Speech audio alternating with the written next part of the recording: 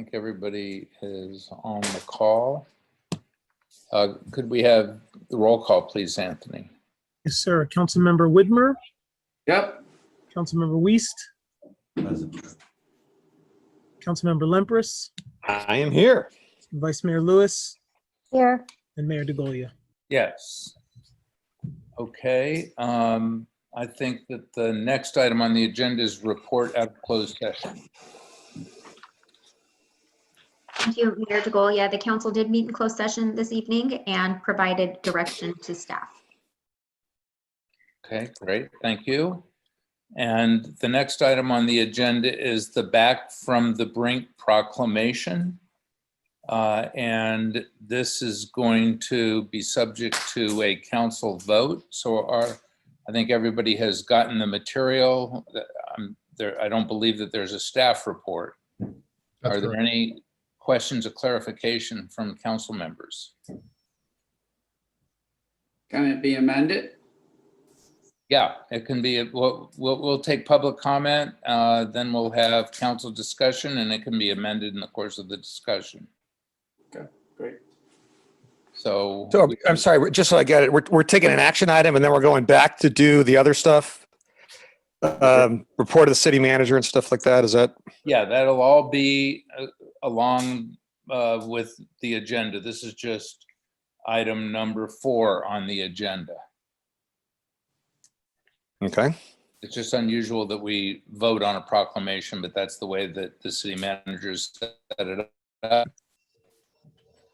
I think unless there's any further questions of clarification, we'll go to public comment. Well, I do have a question, guys. I think I know why we're voting.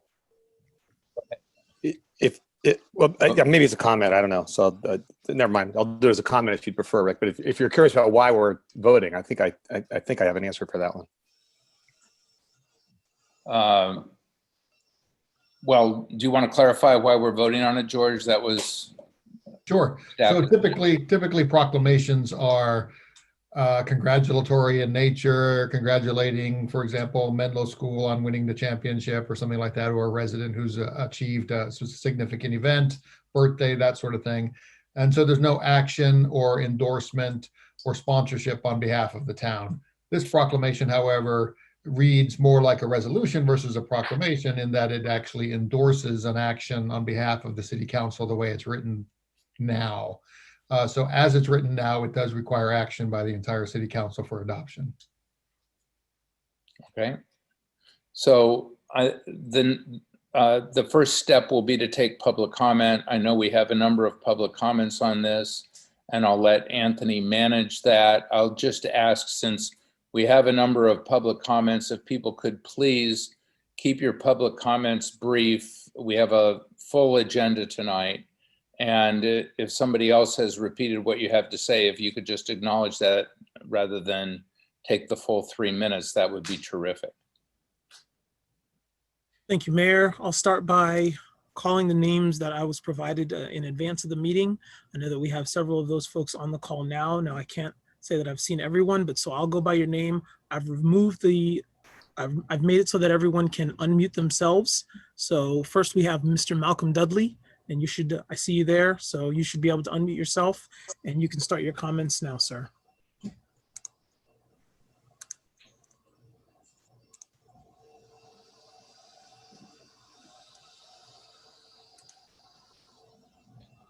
Mr. Dudley?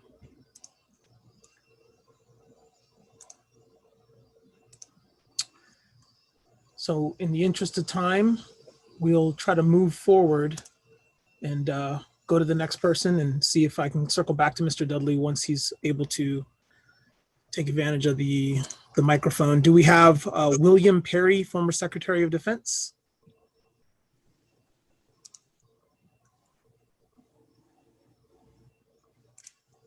I don't see William Perry. Okay. I'll keep going. Les DeWitt. I see. Oh, there's Mr. Dudley? Perry. Where? Mr. Dudley? No. Malcolm's got himself unmuted at present, so might Okay. circle back to Malcolm. Let's go to Okay. Malcolm. Yeah. Mr. Dudley, you have the floor, sir. Malcolm. Speak. Malcolm, you can speak to us. He doesn't appear to be hearing us. I do see Mr. Perry on the call. He's the 18th person in my little list here. Is he the number 2? He is unmuted. Mr. Dudley, are you able to hear us, sir? I don't think he can hear us, Anthony. Okay, so if the mayor is okay with it, I'll go to the next speaker that I have listed. Yeah. Um, I see Bill Perry, and he looks like he's unmuted. I don't know if he can hear us. I can hear you. Am I unmuted? There you Yes, are. sir. Yes. Welcome. Thank you. Would you like me to speak now? Yes, Yes, sir, you have the floor. now would be great. All right. I'll make it very brief, but to the point. I believe that the probability of a nuclear catastrophe today is greater than it was during the Cold War, greater than during the Cold War. And yet the public does not understand this, and therefore our policies do not reflect this grave danger. The real danger is not a surprise attack from Russia, or as we thought during the Cold War, a surprise attack from the Soviet Union. The real danger is that we will blunder. We will blunder into a nuclear war through an accident, for example, a false alarm, of which we have already experienced 3, one of which came very close to accidentally starting a nuclear war. Through a political miscalculation, and the best example of that is the Cuban Missile Crisis, where even though both President Kennedy and Khrushchev were trying to avoid a war, we nearly blundered into one. Kennedy himself, after the crisis, said he thought the chance of that crisis evolving into a catastrophic nuclear war was about 1 chance in 3. 1 chance in 3 is not very good odds, when the other end of that odds is the end of our civilization. Or a lapse, the third possibility would be a lapse of rationality on either United States or Russian leader. We've had several examples of that. President Kennedy himself went under heavy medication, which could have caused him could have affected his rationality sometimes.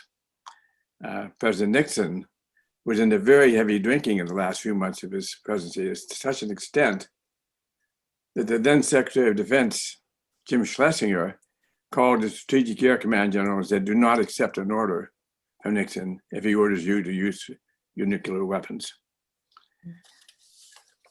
So all of these things could lead us in some sort of a blundering into some sort of a catastrophe. The likelihood of that is low, as evidenced by the fact that we have not blundered into war in the last 50 years.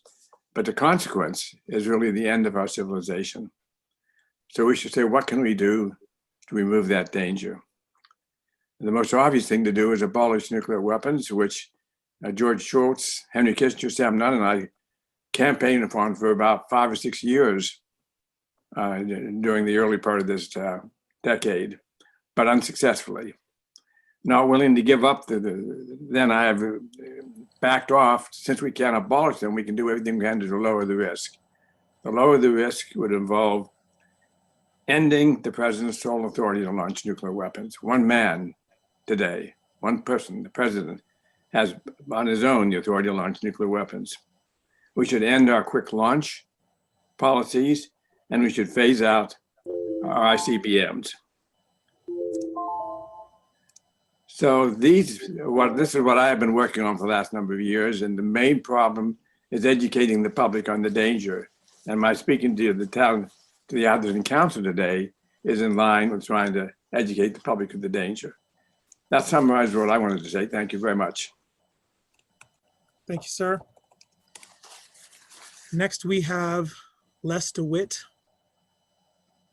if we have them in the audience. I just saw him a minute ago. Did you?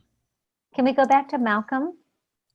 We certainly can. Mr. Dudley, are you able to hear us? And Malcolm, can you make your comments, please?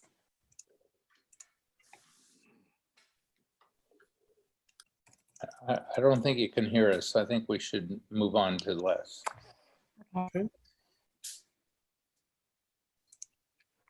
Les DeWitt, you have the floor if you're able.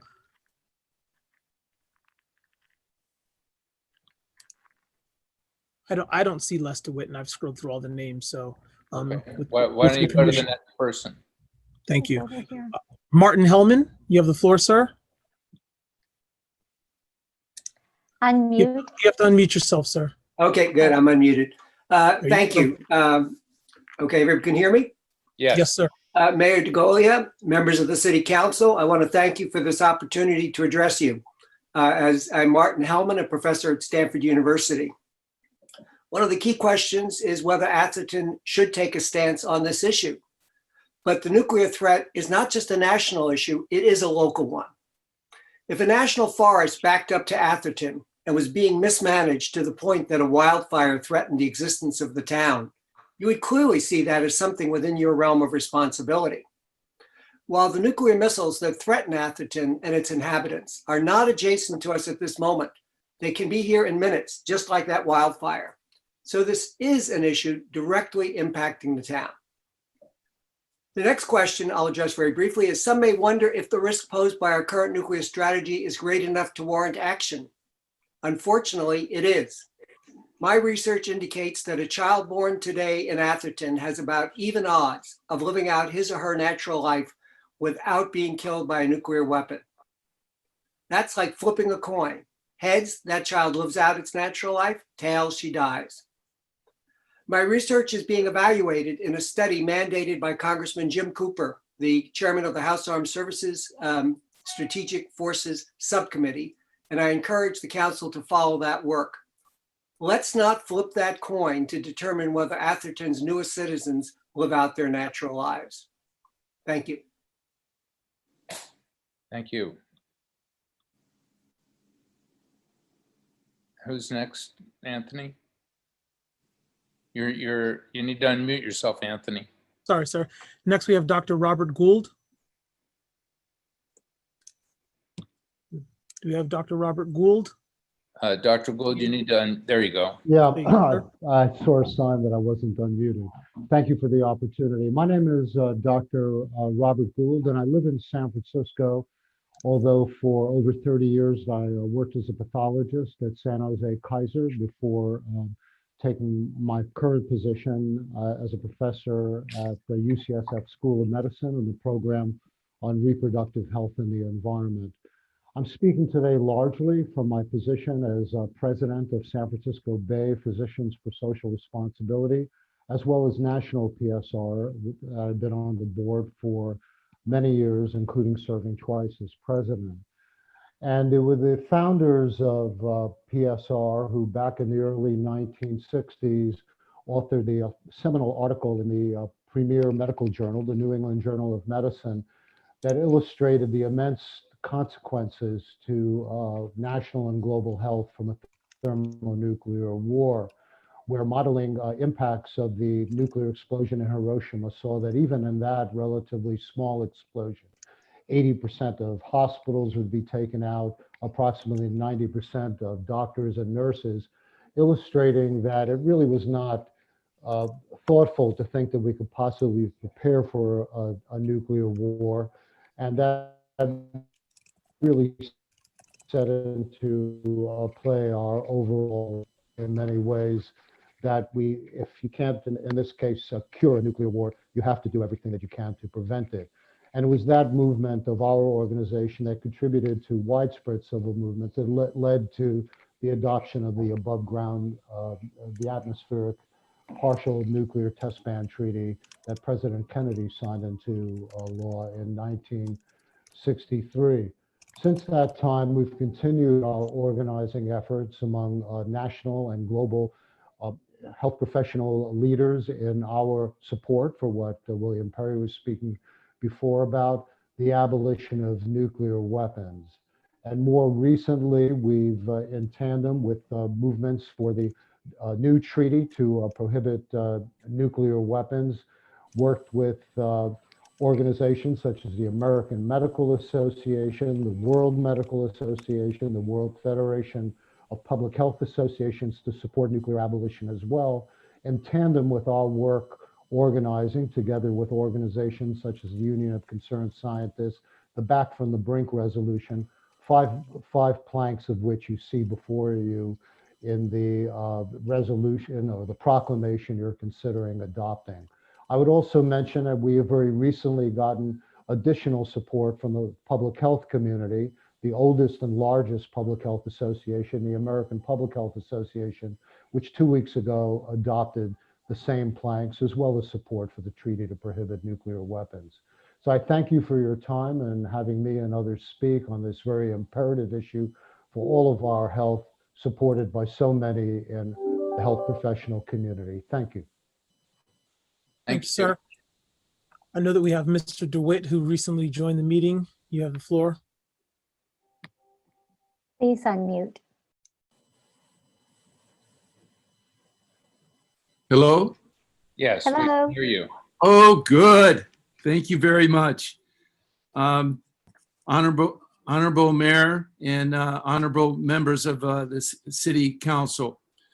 I am very honored to represent George Schultz in a statement that he wrote on Wednesday, October 21st, 2020 for the City Council of Atherton. And I've also had the honor of been working with George Schultz since 2007. So this is what he wrote, and for the City of Council City of Atherton. My nuclear journey began 75 years ago in the summer of 1945. I was a United States Marine captain on a troop ship in the Pacific bound for San Diego, where I expected to be put into a formation for an assault on the Japanese mainland. Each one of us on that ship had already experienced at least one battle landing in the Pacific, so we knew what was awaiting us.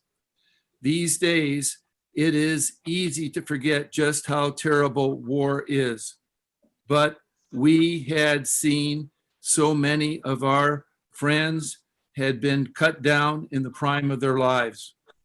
Early in the voyage, we heard that something called an atomic bomb had been dropped on the Japanese city of Hiroshima. We knew that this was important, but we didn't understand the full meaning of the event. By the time we reached the port in San Diego, a second bomb had been used at Nagasaki. We wouldn't be headed to the Japanese mainland after all. Following the war, I studied economics at MIT. But while I was there, I also took every opportunity to sit in on physics seminars where I learned more about the awful power of nuclear weapons. Later, Ronald Reagan, who I worked with, Ronald Reagan believed that nuclear weapons were immoral.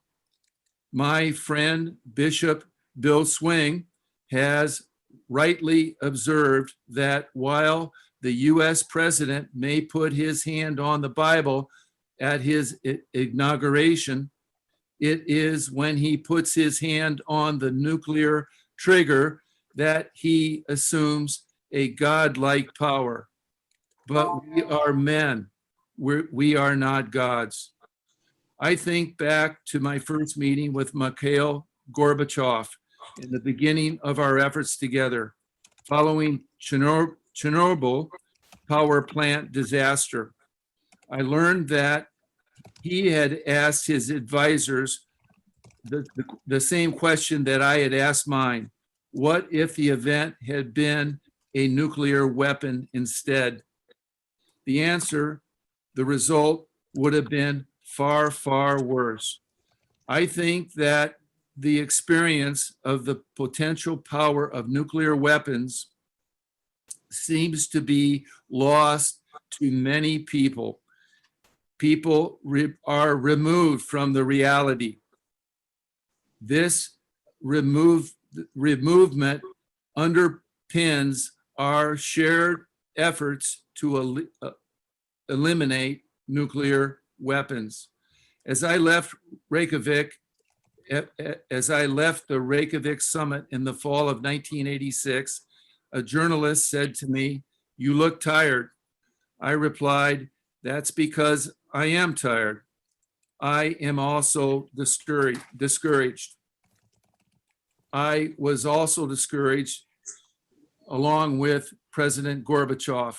We had seen a promised land, a world without nuclear weapons, but we were not able to get there with the summit talks at Reykjavik. Today, I am alarmed.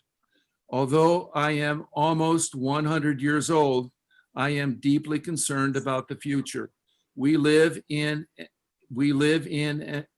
an unsafe world that grows more dangerous with the proliferation of nuclear weapons.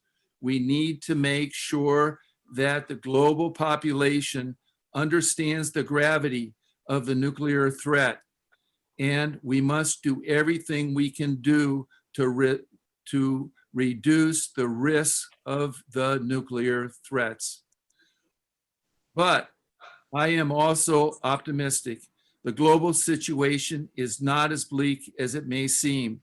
We have many challenges, but when I look around, I see that there are wise and knowledgeable people who are talking about these crucial issues. Such dialogue can lead to progress. So there is hope. I have seen the promised land, so I know that it exists or it can exist. The leaders of today can take us there. They must do that for our children, our grandchildren, and our great-grandchildren. Thank you very much, George P. Schultz. Thank you, sir. Thank you for sharing those words. Next, we have Rick Wayman. Do we have Mr. Wayman on the call? Yes. Yeah, Rick, he's on the Oh, call. hello, sir. unmute. Oh, there. Yeah, Rick, you need to unmute yourself. There you go. All right, we're having a little mute and Yeah. unmute contest there with the host. Good evening, everyone, Mr. Mayor, members of the City Council. My name is Rick Wayman. I'm the CEO of the Nuclear Age Peace Foundation, an advocacy organization based in Santa Barbara with members across the United States and the world, including in Atherton. I've been involved in advancing the Back from the Brink call for over 2 years now. I'm proud to say that my home city of Santa Barbara joined the call, as did the California State Legislature through Assembly Joint Resolution 33 in 2018. The call was conceived and initiated by the Union of Concerned Scientists and Physicians for Social Responsibility about 3 years ago. But this is a collaborative effort that includes many organizations and individuals nationwide, and you're seeing many of them here this evening. The call has been supported by major cities, including Los Angeles, Washington, D.C., Salt Lake City, and Baltimore, as well as dozens of mid-sized cities and small towns across the nation. As you know, the nation often looks to California as a model of how to shape our collective future.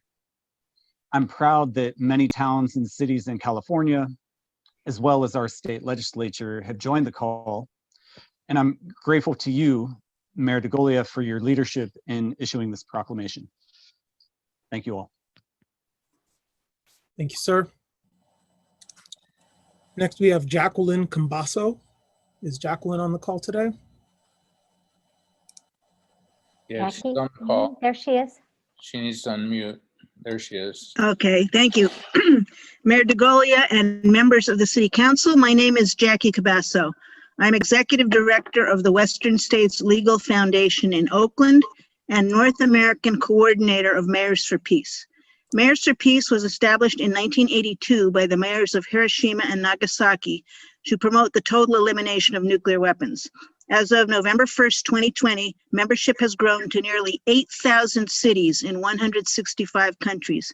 Mayors for Peace seeks to achieve two key objectives: realization of a world without nuclear weapons and realization of safe and resilient cities, which taken together will lead to lasting world peace. In the United States, Mayors for Peace works closely with the U.S. Conference of Mayors, USCM, the official nonpartisan association of more than 1,400 cities with populations over 30,000. Underscoring the relevance of nuclear disarmament to local municipalities, the USCM has adopted Mayors for Peace resolutions for 16 consecutive years. In 2018, calling on the administration and Congress to step back from the brink and exercise global leadership in preventing nuclear war, fully embracing the 5 points in the Back from the Brink call. The USCM reaffirmed this call in 2019 and 2020 resolutions. In remarks to a plenary session of the USCM's 2019 annual meeting, Mayors for Peace President, Mayor Kazumi Matsui of Hiroshima declared, "As mayors, you are working every day for the well-being of your citizens, but all your efforts could be for naught if nuclear weapons are used again. I would also like to point out that while every one of the nuclear-armed states is spending billions of dollars to modernize and upgrade their arsenals, that money could be much more productively spent to meet the needs of cities and the people who live in them." Finally, I would like to quote Mayor Frank County of Des Moines, Iowa, the U.S. Vice President of Mayors for Peace, quote, "If you don't think nuclear weapons are a local issue, ask the mayors of Hiroshima and Nagasaki." In closing, I would like to invite Atherton to join Mayors for Peace and become its 219th U.S. member. I'll be happy to provide additional information. Thank you. Thank you, Ms. Cabasso. Next, we have Judy Adams. I see a Judy. Judy, you need to unmute yourself, ma'am. There you Yes, go. thank you. Mayor, City Council, I'm Judy Adams from Menlo Park. Richard Duda, who's also on this call, and I worked with the City of Menlo Park, which joined Back from the Brink this May. I thank your mayor for his proclamation in support of the call, as my city has, in recognition that peace is a local issue, as previous speakers have illustrated, and that nuclear conflict is unthinkable. This August, we commemorated the 75th anniversary of the U.S. bombings of Hiroshima and Nagasaki and their terrible aftermath of many years of death and suffering. In those attacks, the U.S. launched the era of nuclear weapons, which is now our duty to end. I and other peace activists plan to seek similar support from other peninsula cities in the coming months, as your city is taking in the proclamation. People have mentioned the UN 2017 Treaty on the Prohibition of Nuclear Weapons. It was ratified and will become international law January 22, making it a war crime to research, manufacture, store, ship, of course use, or threaten to use nuclear weapons. As Rick Wayman mentioned, California was the first state to call upon the federal government to embrace this treaty. They did this in August of 2018 through Assembly Joint Resolution 33. I am also here, as Jackie Cabasso is, to respectfully encourage Atherton to join Mayors for Peace, founded by the mayors of Hiroshima and Nagasaki in 1982, with a founding goal of total nuclear disarmament by 2020. Here we are. Recently, and for many consecutive years, as Jackie mentioned, the U.S. Conference of Mayors passed unanimous resolutions urging cities to join.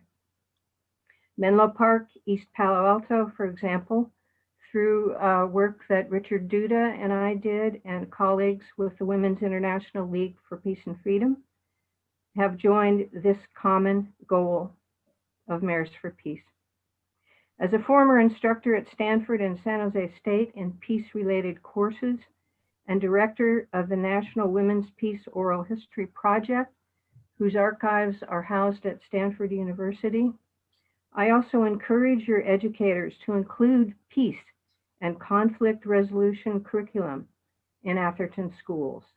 There are excellent models to make a start. All these activities give us hope for a peaceful future. Let's do it. Thank you. Thank you. Thank you. I think Mr. Dudley got his speaker and his audio working. Mr. Dudley, are you able to hear us? I'm sorry, I'm wrong. So finally, we have Mr. Richard Duda.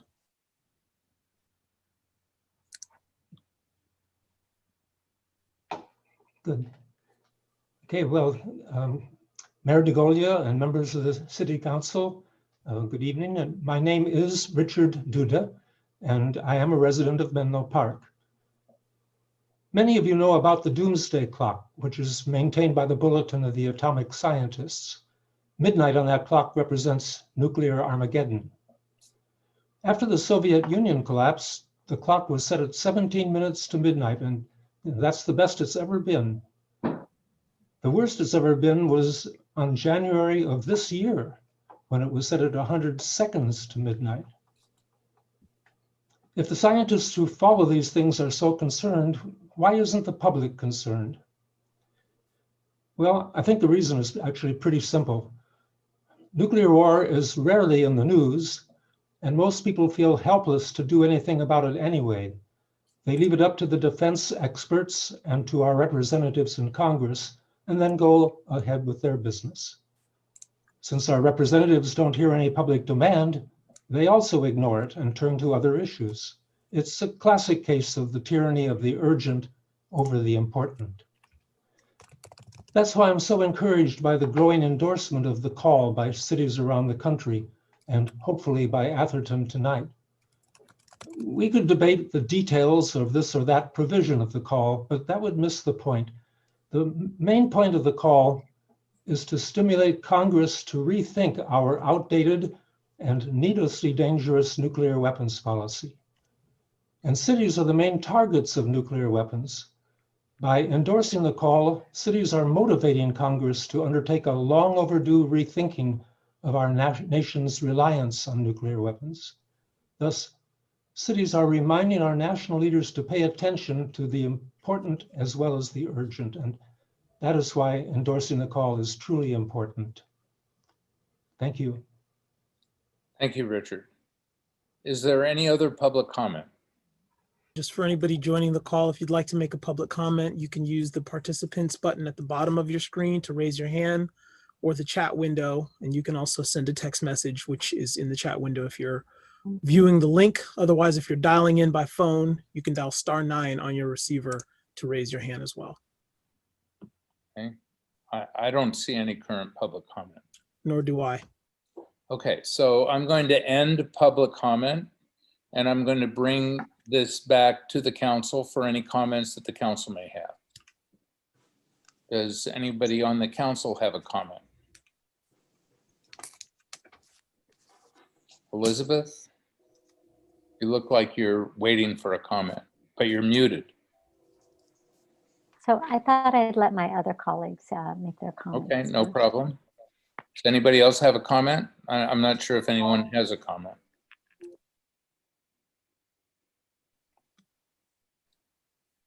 If I don't have any comments, then I have a motion.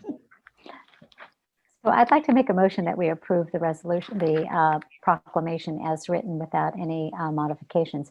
I think that this Okay, is do I very. have a second? I think you have comments. I didn't get my comment in. I'm sorry, Rick. Oh, sorry. And my comment I feel is kind of blindsided here a minute. Well, we can have a motion, and it's fine to give comments after a motion has been made. that's all right. If you okay. Let me just- My comment is actually about feeling blindsided, actually, because this appeared on our agenda as a proclamation, and we've never done issues like this outside the realm of Atherton. And I know it affects Atherton. I know nuclear weapons are an important thing. I think all weapons of mass destruction are obviously very important. I'm concerned that we're approving specific policy steps without any idea what they mean, or any discussion, any staff analysis, anything except comments at a council meeting from 7 or 8 people, no staff, review. And I think this came on, at least to me, came on as a surprise. And I'm concerned about the way it got onto the agenda. And so I'm feeling very taken aback by this, and I'd like some time for us to look at it and learn more about it. If we want to comment on this, we should know what these 5 steps are and how they would play out and the specifics of them. That's my opinion.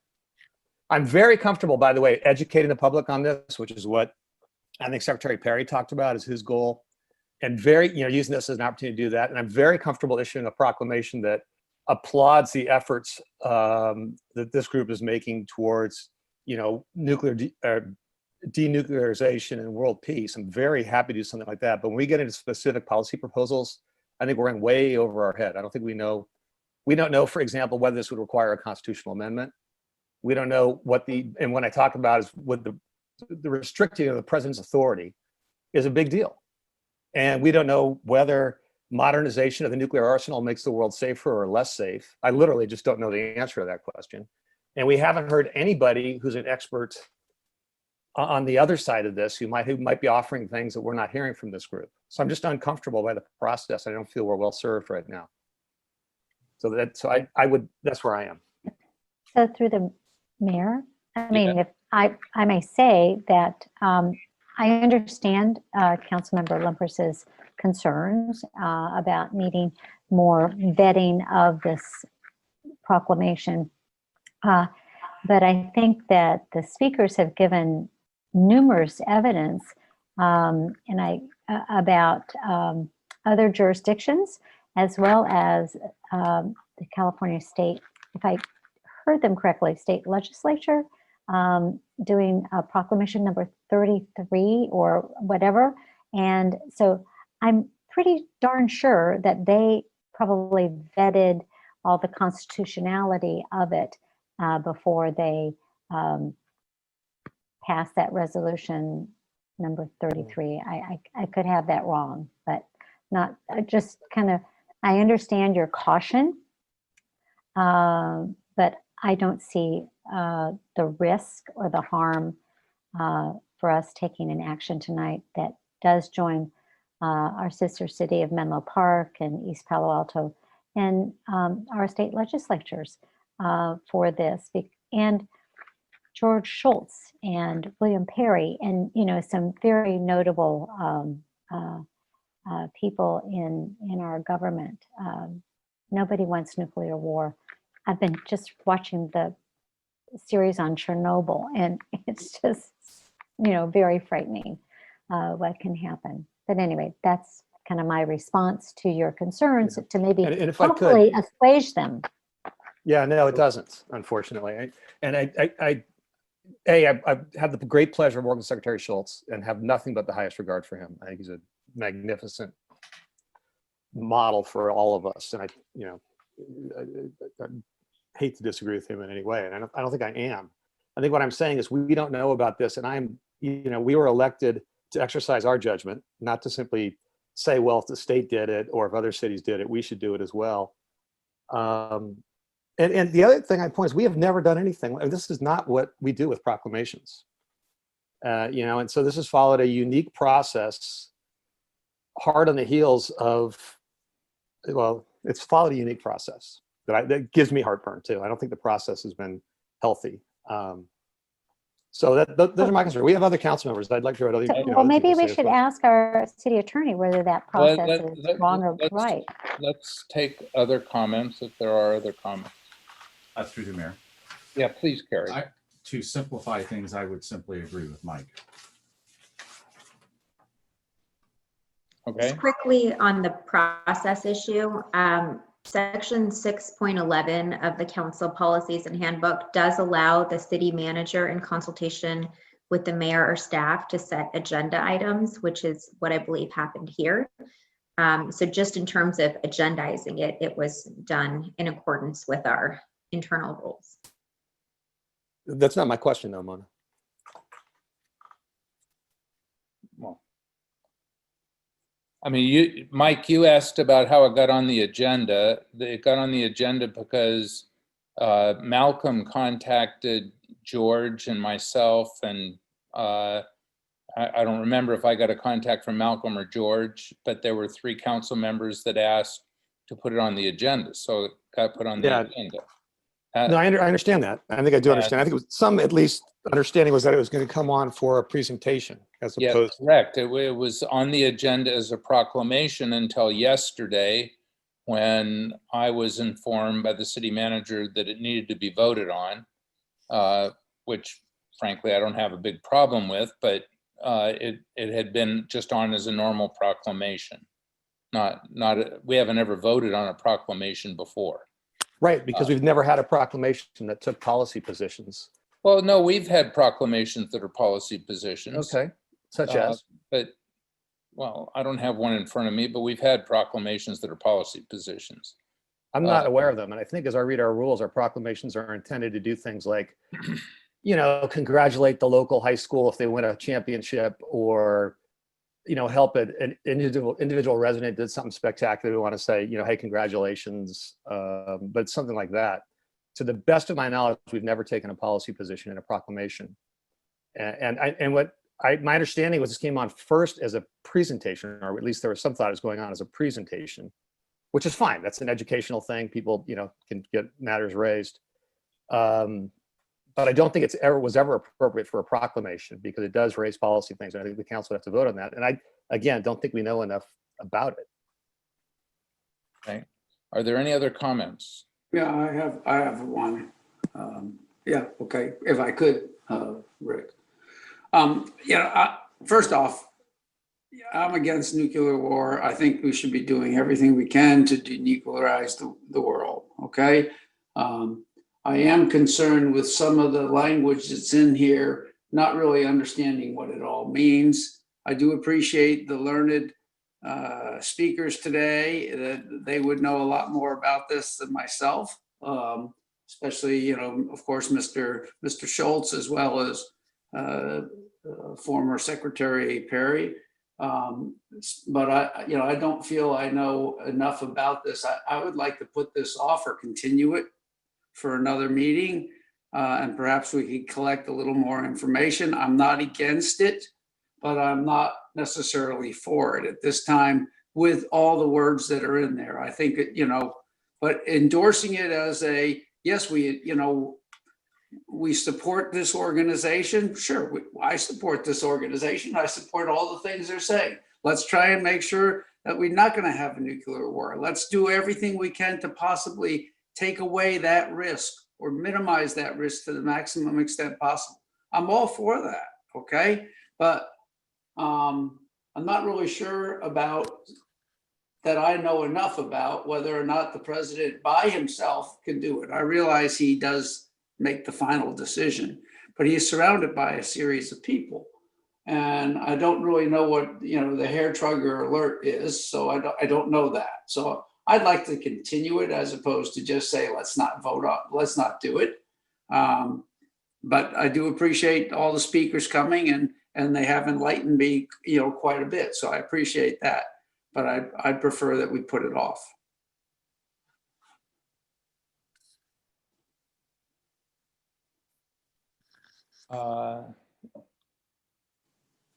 Okay.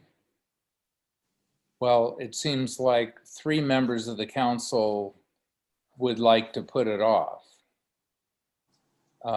Is that accurate for you, Carrie? Yeah, that's correct. Didn't George have some suggested language earlier today? Let me ask you, City Manager, didn't you have some language that softened it a little bit? I did. You could change the now therefore section to read something similar to, as the mayor of the town of Atherton and on behalf of the Atherton City Council, we do hereby support and applaud the efforts of these other cities and the California State Assembly in their pursuit of preventing nuclear war. And that way, in that way, you're not endorsing those actions. You're just supporting those other jurisdictions in doing so. And then I just wanted to note, if this were postponed between now and the next meeting, I don't really think that we have the staff expertise to do constitutional analysis of the president's authorities and powers and those sorts of things that are talked about within the resolution. So you wouldn't get that from staff. So if we were to soften the now therefore, I could support that tonight. Well, what would you suggest, Bill? Well, I like George's, comment. If we're softening the now therefore, we can make the now therefore be as strong as we can with regards to the words that George had. It says we're supporting it. We support the concepts in there, but we're not necessarily, endorsing specific policy changes. We're endorsing the overall concept. I think that's something we can approve on right today. I think, hopefully Mike could approve it. And I think that's something we all support. I do. So Go ahead, Elizabeth. have we had any other public comment, or did you just close all public comment on this? No, public comment was open. I asked for more public comment. There was no further public comment after the scheduled speakers. Yeah, I mean, some of the scheduled speakers were scheduled, but I think maybe some of our residents may have an opinion on this. And I see one who may have an opinion, but, my concern is so often this council, we take the position of trying to soften it around the edges and kind of do this or do that and not really take a stance. And maybe, that's just kind of who we are, and we just don't want to, take a stance. And I can understand Mike, council member Lempress's concerns, because he feels that this is something unusual and he did not have enough time to process it. And there's a whole constitutionality about it. But anyway, I just think it's to me, it's a really easy thing to adopt. We're not being held liable one way or another, I think. If anyone came to me and said, do you want to stop nuclear proliferation? I would not say, well, maybe yes, maybe no. But no, I would say, yes, I would really like to stop nuclear proliferation. Well, it doesn't look like we have support for it as it is. I think I couldn't agree with you more. I think that there's nothing that's more obvious that would be easy to support than opposition to nuclear weapons. And I doubt that anybody on the council would disagree with that. I do think that specifically what the 5 steps are that are part of the back from the brink call, which may be what is being objected to, aren't stated in a staff report or other information. So I'm okay to put this off for a month and include that information in a action item for next month. Okay. I guess in the beginning, when you first asked if any council members had any comments, no one had any comments. And so I made a motion. Okay. My motion still stands. No one has seconded. I mean, can we call? Well, I would second it, but we've had 3 well, I wouldn't, speak against it. well, that's your assumption. But Go ahead, Mona. call for the motion. Mayor DeGolia, we do have a motion on the table. So either the motion should be asked for a second, or we should ask for an alternative motion. But before we take a motion to continue it, I think we should dispose of the first motion. Exactly. Okay. That's Well, right. I'll second the motion. Call for the count. Let's have a roll call. Yeah. Councilmember Weist. Nay. I'm sorry, I didn't hear that, sir. Nay. Councilmember Lempress. Nay. Councilmember Widmer. I'll abstain because I'm in the middle. Vice Member Lewis. Aye. And Mayor DeGolia. Yes. So, Motion does not pass. correct. Yeah, how about, can we make a motion to adopt the language that George had proposed? And I don't want to say proposed, but the language that George put forward. Yeah. As to the now therefore clause. I'll second that. So there's a motion and a second. Call for the vote. What is the motion? I don't know what the motion is. The motion is the proclamation as amended by the language read into the record by City Manager Rodericks. Could that please be restated? Or, that's changing the now therefore section to read, as the mayor of the town of Atherton and on behalf of the Atherton City Council, we do hereby support and applaud the efforts of those other cities in the California State Assembly in their pursuit of preventing nuclear war. But, and that assumes that we're not supporting preventing nuclear war? Yeah. Exactly. I think we can strengthen, Call I the think we vote. could straighten. No, it did, yeah. We But could that's not the strengthen motion. George's comment. Councilmember Whitmer, that's not the motion, okay? Well, That's not the motion that's on the table. So that motion was made by Councilmember Limpers, and was it seconded by Councilmember Weist? Yes. I'll take Do a we have an roll. opportunity to amend that or no? Yeah, it's up to the motion makers. Right. Then let's amend it. To what? George, we want to reread that, but we want to indicate, obviously, the town is opposed to nuclear war.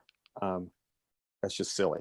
But George, you want to read what you have and I'll propose language? Or Sure. As the mayor of the town of Atherton and on behalf of the Atherton City Council, we do hereby support and applaud the efforts of these other cities in the California State Assembly in their pursuit of preventing nuclear war. But and in their pursuit, how about our pursuit? Don't you want to make a statement that you are in pursuit of preventing nuclear war? Elizabeth, I'm somebody sorry, thinks we're not. I mean, I guess I'm confused. Michael. I understand how this got on the Michael. agenda. I understand. You are so. I'll propose an amendment to that where it says we applaud these other 5 cities, that we applaud and join with these other 5 cities. I mean, to say we applaud them and we don't join with them makes no sense to me.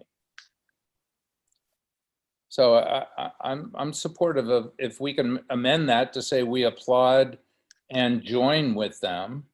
I can read an amendment to that effect, if you like, Mr. Mayor. Yes, please. As the mayor of the town of Atherton and on behalf of the Atherton City Council, we do hereby support, applaud, and join the efforts of these other cities in the California State Assembly in the pursuit of preventing nuclear war. Okay. Is there a second for the amendment? I'll second that. Yeah, I will second it if it's. Can we have a roll call? Yes, sir. Councilmember Weist, Aye. Councilmember Limpers, Aye. Whitmer, Yes. Vice Mayor Lewis, Reluctantly, yes, because I think the original language was just fine. and Mayor DeGolia. Yes. Thank you. Okay, we are moving on to item number 5 on the agenda, which is public comments on an item that is not on the agenda. Does anybody have public comment? So we do have one hand raised. It's Okay. Judy Adams. I'm not sure if this is with respect to the agenda or not. Yes, it was with respect to the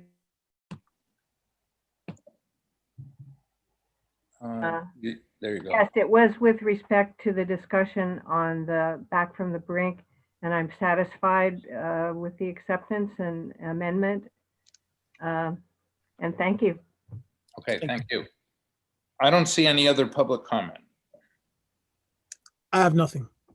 Okay, let's move on to the city manager's report.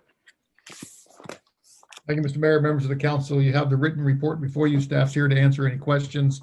There was some Q&A during my one-on-ones with council members. I clarified some of that in my email to answer those questions.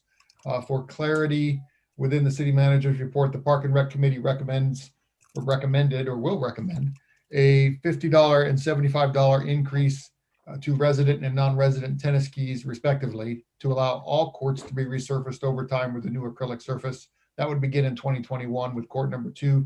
You'll see this on an upcoming agenda. Within the PD report, there was a total officer initiated activity and citations for the month. The citations number was reflected as 2 different numbers in 2 different areas of the report. The correct number is 467. That's the citations made. There was some public inquiry with respect to the Planning Commission's approval process, a couple items listed, and that was all the Q&A that I had. Happy to answer any questions. Right. Elizabeth. Thanks. Thank you very much. So from the city manager's report, thank you as usual. You do a great job. My first question is regarding the Peninsula Clean Energy portion, where we are applying for a $15,500 grant from them to do an educational outreach.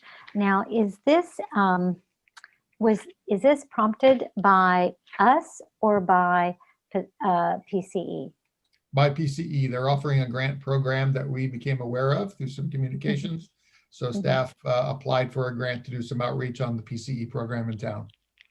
So that our residents can participate in it? Just be more educated and informed about the program. We have a majority of our town already signed up. Of course, there hasn't been a lot of folks that have opted out. But there are other things from PCE that they can make themselves available. Okay.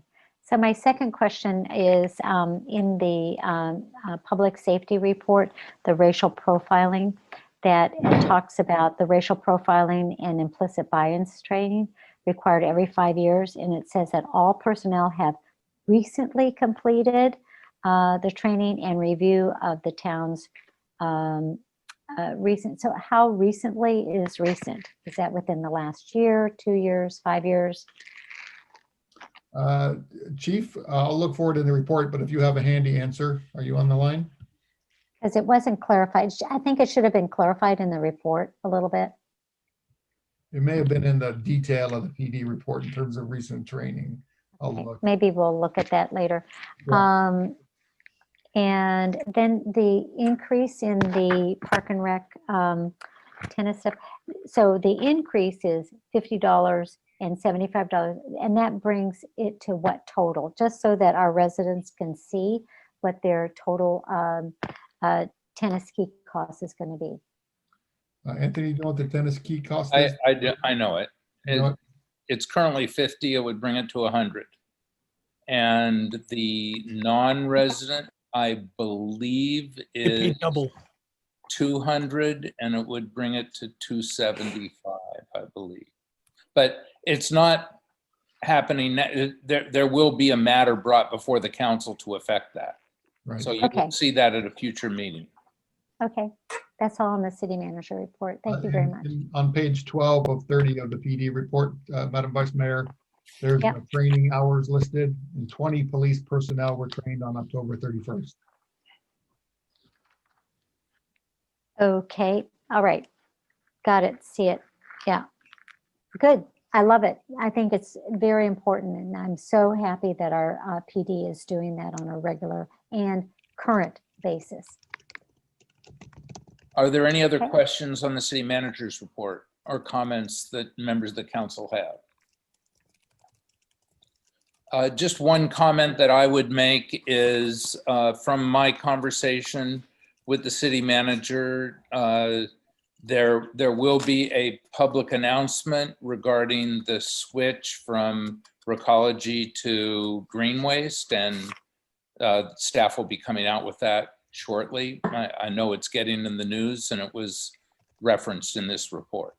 Yes, we should have something in this Friday's Atherton Online preliminary information. The more detailed mailings to every resident and detail on when that switchover will occur will probably go out toward the end of November.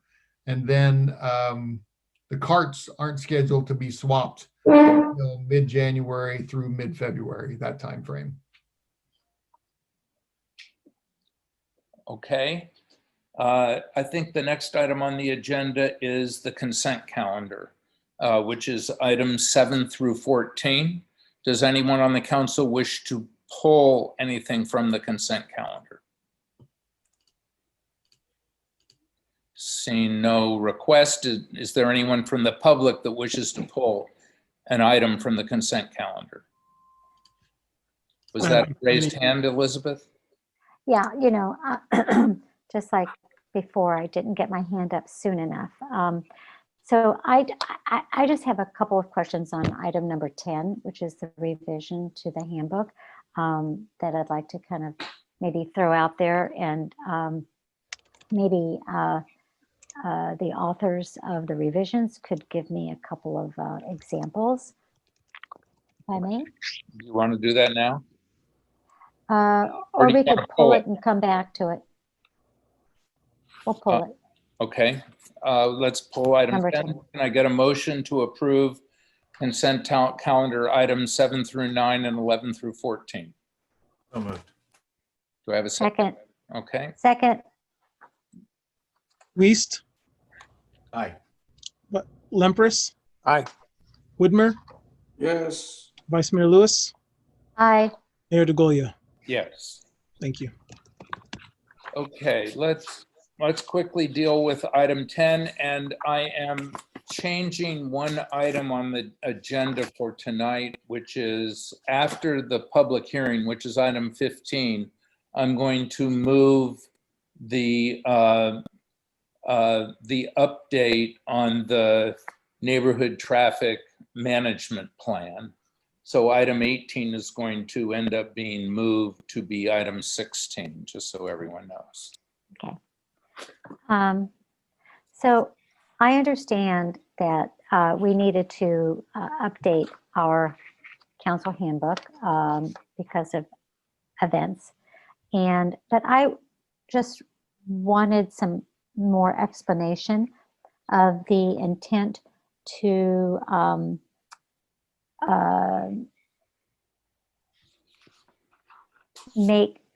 change the language in the subcommittee's second paragraph, where it says, however, council members who are not members of the subcommittee shall not negotiate or represent that they are negotiating on behalf of the town on issues within the subject matter jurisdiction of the subcommittee outside of a public meeting. So maybe somebody could just explain that and clarify that to me. And then I just have one more little clarification. I'd be happy to answer that, Mr. Mayor. Please. So these revisions were crafted by me in response to the council's conversation at the last meeting. And this one in particular dealt with issues related to the fire services subcommittee, and could potentially relate to issues with respect to any solid waste subcommittee that was created, where those subcommittees have direct negotiating authority provided to them by the city council to go out and negotiate on behalf of the town and represent that they are doing so. Other members of the council are not allowed to participate in that because that would be a Brown Act violation. So it would have to be a noticed public meeting. Okay, so does that mean that other members of the council are prevented from expressing any of their views on that issue? No, the last sentence of that provision reads, it's not intended to prevent the council member from speaking with other council members or the general public in manners that are consistent with the Brown Act. So what you're trying to say is that the other 3 council members are not supposed to go directly to those other boards or members of those boards and discuss any of the issues that are being discussed with the ad hoc committee.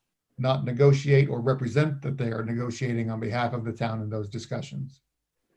Yeah, it doesn't prevent a contact. It just prevents negotiations or representation of negotiations. I didn't think that that was happening anyway because of that. But it's not. That clarifies it. Yeah, right. It just seemed like it was anyway. Could you give me an example on the section 3.7, Mayor, having to do with council decided policy issues that council are first and foremost expected to represent the decided policy decisions without undermining those decisions.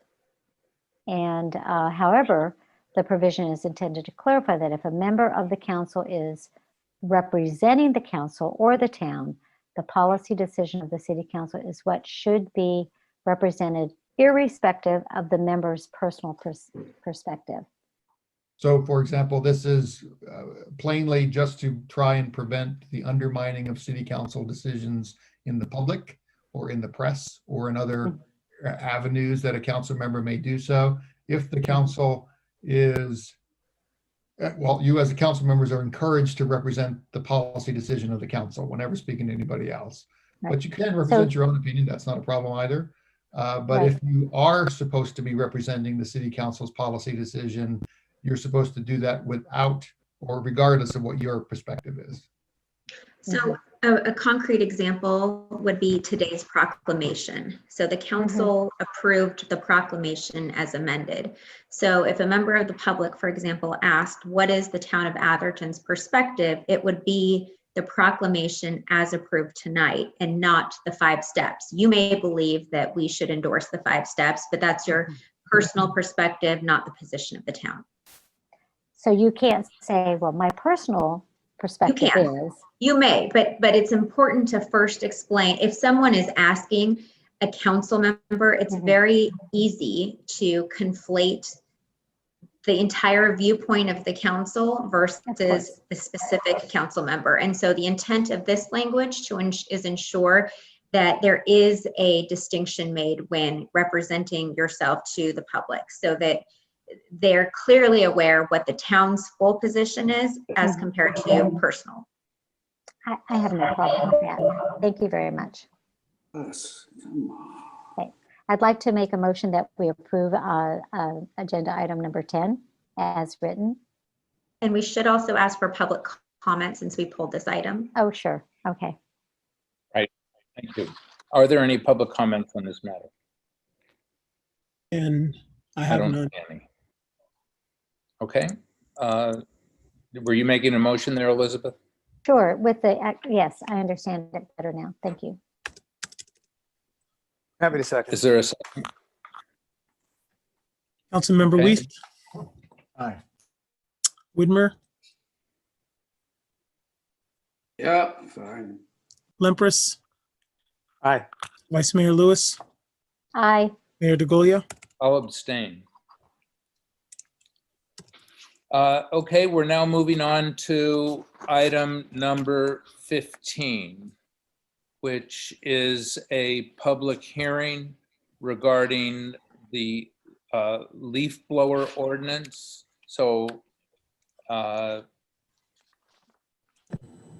think there's a staff report for this. Yes, thank you, Mayor Stephanie Davis, Principal Planner. Anthony, are you able to pull up the presentation, please? I am.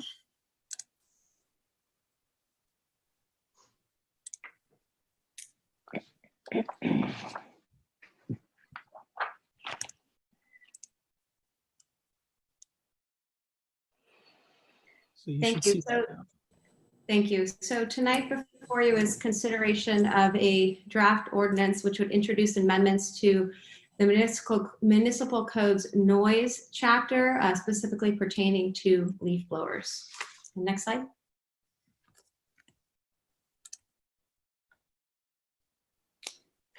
So currently the town regulates leaf blowers through its noise ordinance by restricting the allowable hours of operation, but with no restrictions on the type of leaf blower that can be used.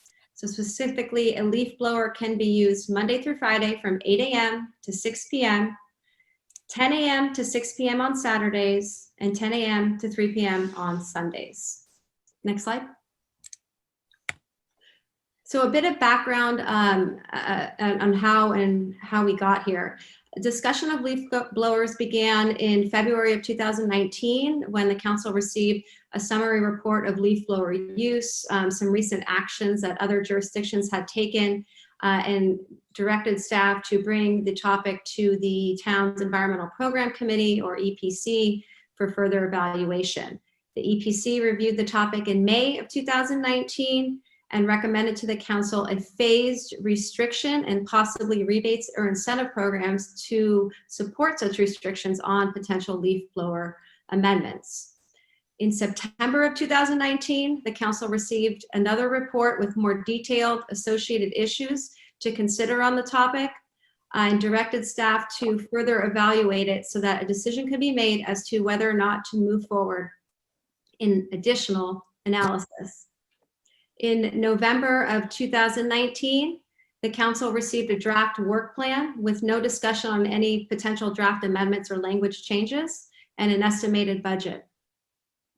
In February of this year, the council adopted budget amendments to account for a leaf blower ordinance.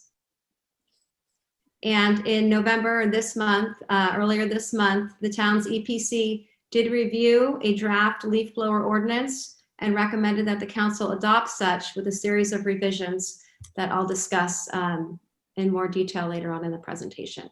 Next slide, please. So a bit of general information on gas-powered leaf blowers.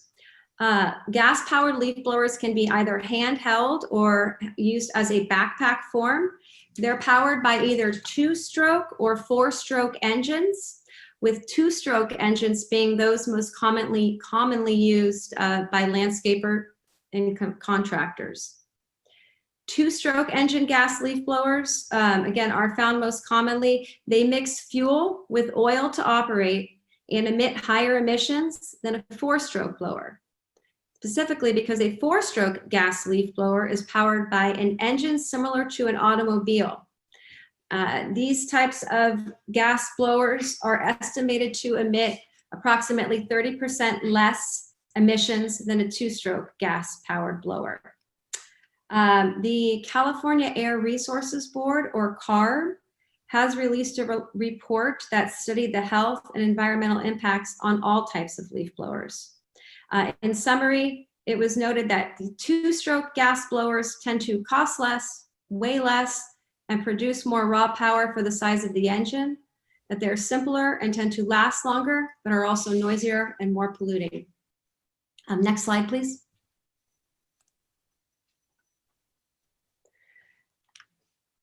There are also electric-powered leaf blowers that are charged by either batteries or an electrical cord.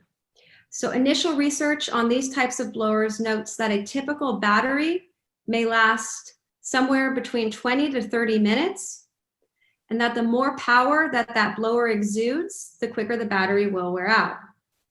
Cord power blowers obviously need an electrical outlet or a generator to plug into. Cord distance and outlet locations could also be a consideration depending on their location, the length of the cord, and the size of the land or area that's intending to be maintained. Those that could plug into a generator, is noted that those types of generators typically do run on gasoline, which could be an additional source of both emissions and noise. So next slide, please. So just an overview, high-level comparison of gas versus electric-powered leaf blowers. Some research was conducted on some of the best consumer-rated gas and electric blower units. For these models, it showed that while the costs were relatively comparable, that gas-powered blowers did have more power, however, are also noisier than electric blowers, which from a power standpoint could pose issues related to efficiency and abilities to maintain land or properties, potentially increased labor costs to maintain those properties as well. Next slide, please. So as we know, the town is broken up into 3 distinct land uses, with residential land uses encompassing the majority of the town at 89%, and with the remaining areas of the town dedicated as either parks and open space or public uses. For residential zoned properties within the town, the average parcel size is approximately 1 acre. However, there are several parcels throughout the town that are significantly lower in area at a minimum of 10,000 square feet, as well as some parcels larger at 2+ acres. As it relates to the other uses within town, there are 4 public schools, 3 private schools, as well as the Circus Club, all of which currently use gas-powered blowers to some capacity. In terms of those land areas for those land uses, the smallest school is slightly less than 5.5 acres in area, to the largest being parcels encompassing the Menlo School and Menlo College campuses at 60 acres. Next, excuse me, next slide, please. So the town's own municipal operations is responsible for maintenance of public lands through our Department of Public Works. So this includes the park, the streets, the medians, the drainage channels, and the creeks within town. It also includes pedestrian pathway along Middlefield Road and the new town center once completed. Next slide, please.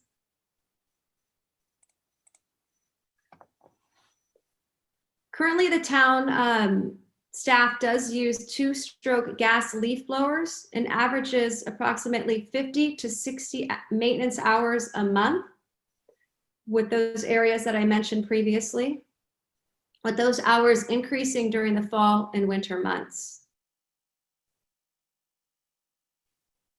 Next slide, please.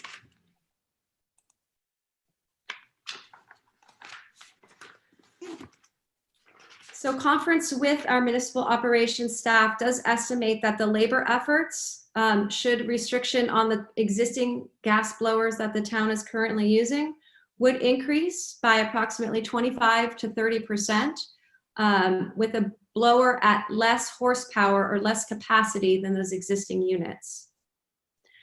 They've identified that it's likely that multiple batteries would be required for a battery operated electric unit in order to complete existing maintenance tasks, and that these units may not be powerful enough to effectively blow out leaves and other greenery within the town maintained facilities and may need to be supplemented by additional manual efforts such as raking and sweeping.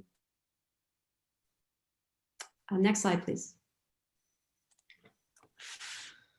So with that, excuse me, with that background, I'll now get into an overview of the proposed draft ordinance for consideration and comment tonight. So the first round draft ordinance was crafted with the underlying intent to minimize noise and other environmental pollutive. It does distinguish between electric blowers as well as distinguishes between 2- and 4-stroke gas-powered blowers. It notes different operation and limitations applicable to the various zoning districts within town, specifically restrictions applicable townwide to every parcel regardless of its zoning district, restrictions specific to the residential districts, and restrictions specific to the public and open space districts. So the schools and the town, as well as the Circus Club. So as with other ordinances in the municipal code, any violations and enforcements would be complaint-based. So with that said, the ordinance does propose a two-year, phased-in approach in its implementation with the following key components. So townwide, the draft ordinance proposes that the use of any type of blower would be prohibited on spare the air days and state holidays, which is intended to line up with the town's existing allowable construction hours. It also would prohibit any type of leaf blower to be used within 100 feet of another blower, and prohibits the blowing of any debris into a neighboring property, to the streets, to the sidewalk, or into the storm drains. It would also allow the use of electric blowers to be used in the currently allowable timeframes. As I mentioned, that's 8 through 6, 8 a.m. to 6 p.m. Monday through Friday, 10 a.m. to 3 p.m. on Sundays, and 10 to 5 on Saturdays. The draft ordinance regarding restrictions within the residentially zoned districts of the town is drafted that no type of gas leaf blower would be allowed, except for two-stroke gas blowers utilized by the town within the public rights of way only in emergency operation conditions. Emergency operation conditions is further defined in the draft ordinance, and that would include such things as a fallen tree obstructing traffic or pedestrian walkways, or other emergency circumstances as determined by our Director of Public Works. So restrictions within the public open space and public facility zoning districts of the town. This ordinance has been drafted to prohibit the use of two-stroke gas leaf blowers, but allow the use of four-stroke gas leaf blowers on a more limited time frame. Specifically, it is drafted and proposed to allow those types of blowers Monday through Friday, 8 a.m. to 5 p.m., Saturday, 11 a.m. to 3 p.m., and prohibited on Sundays and holidays unless an emergency operation was determined. It would also require the use of those four-stroke gas blowers to operate with a nozzle extension, muffler, or diffuser that most units come with, as an attempt to further mitigate noise-related impacts. Next slide, please. So that draft ordinance, as I mentioned, was presented to the town's EPC earlier this month. The EPC did recommend unanimously that the City Council adopt an ordinance with restrictions to leaf blowers with a series of revisions that I'll discuss now. 3 of these revisions, staff is requesting council direction at the end of this conversation. So the first recommendation for a change to the draft ordinance as currently presented by the EPC is the recommendation that the restriction of any type of gas-powered leaf blower, whether that be two-stroke or four-stroke, be extended to also include the town's public open space and public facility zoning districts. So all schools, the town maintained facilities, and the circus club. And that such extension have a longer phased in time transition period of 4 years. The second EPC recommended revision is that the use of any leaf blower, whether that be gas or electric, is further restricted in their allowable hours to the same hours as the town currently has for construction. Those hours are, excuse me, Monday through Friday, 8 a.m. to 5 p.m., and prohibited on holidays and weekends, in addition to spare the air days, unless in another defined emergency situation. The next recommended revision by the EPC is that if an ordinance is adopted, that the phasing transition for its implementation for those properties of residential uses be decreased from the proposed 2-year timeframe to a 1-year timeframe. The EPC also asked if any possibility to have violations assess a fine or penalty equitable to the cost of purchasing an electric leaf blower.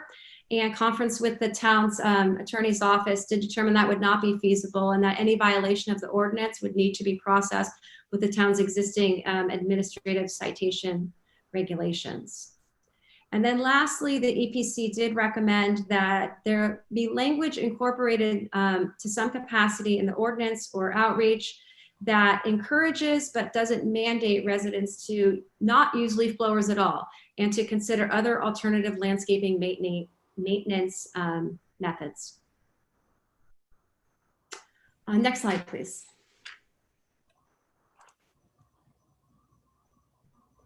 So of the 100+ cities across the US found to have some type of leaf blower ordinances, about 2/3 of those are found to be located in California.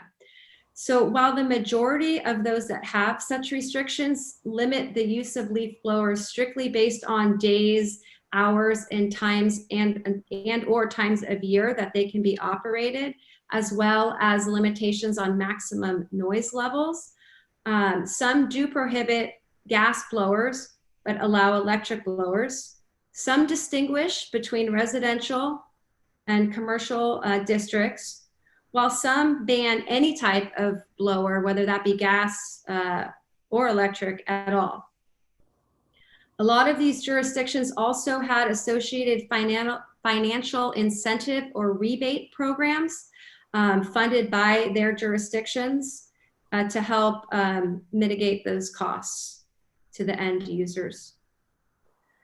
So the staff report does also include 3 alternative options that the council could consider and provide additional direction to staff different than the draft ordinance that's being presented tonight.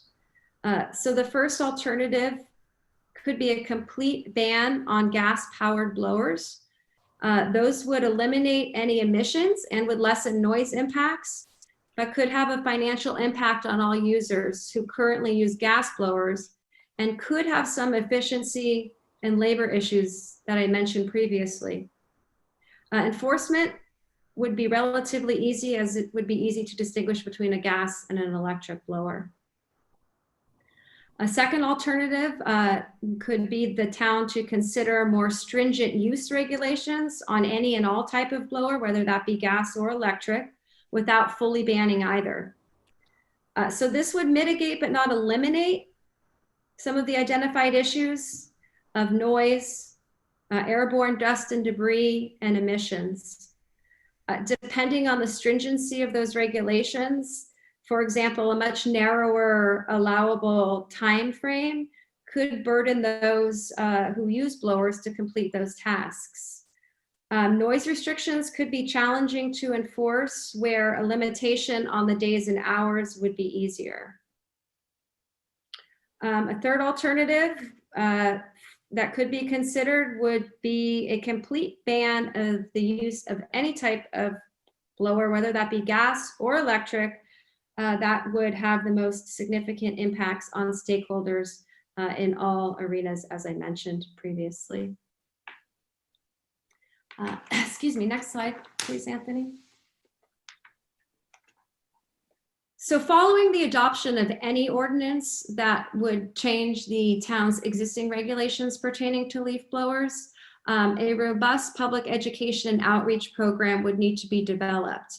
I did find that most jurisdictions who did adopt leaf blower ordinances did do so with a phased-in approach, anywhere from 18 months to 2 years on average, and did develop such public education and outreach programs either in-house or with a third-party consultant or combination of both.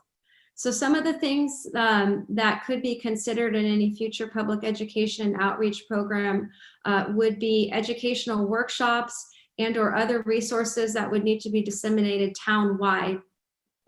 Distribution to every property in town and every licensed landscaping contractor within town, and potentially within our surrounding jurisdictions as well that may do business here within town. Multilingual handouts that could be passed out to landscape contractors that were doing work within town, and FAQ information and resource links that could be disseminated both digitally and hard copy throughout the town's website, library, permit center, etc. Next slide, please. So numerous items of public comment have been received from residents. Those in favor of possible restrictions cited noise, pollution, other nuisances, and negative impacts to the environment as the primary concerns. Those comments received from residents who are opposed to possible restrictions cite costs and labor impacts to both landscapers and residents themselves, efficiency, aesthetic impacts, the actual noise and emission reductions that would be achieved, and the need for more community input.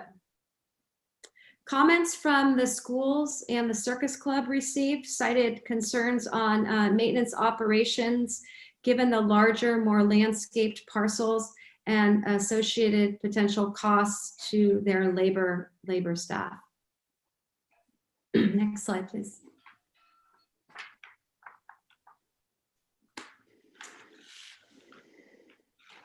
So that concludes my presentation. I'm happy to answer questions that the council has on the staff report and or draft ordinance and EPC discussions as well. Thank you. Questions of clarification? I have one question through the mayor. Go ahead, Carrie, then Bill. Steph, you mentioned comparison for California, the number of cities. How many cities are similar to Atherton, where the average size of a parcel is an acre, which is 5 times the average size of a parcel in most communities? Well, anecdotally, without having gone in and assessed the parcels in those various jurisdictions, I would say not more than a handful tops. Thank you. Bill? Sure. I didn't understand the logic of saying you can't use an electric blower on a spare of the air day. Could you explain that? There is some incremental ground-borne items that could get blown up by an electric blower. So that was the intent behind that. Okay. And then did you verify all these prices and poundage and everything?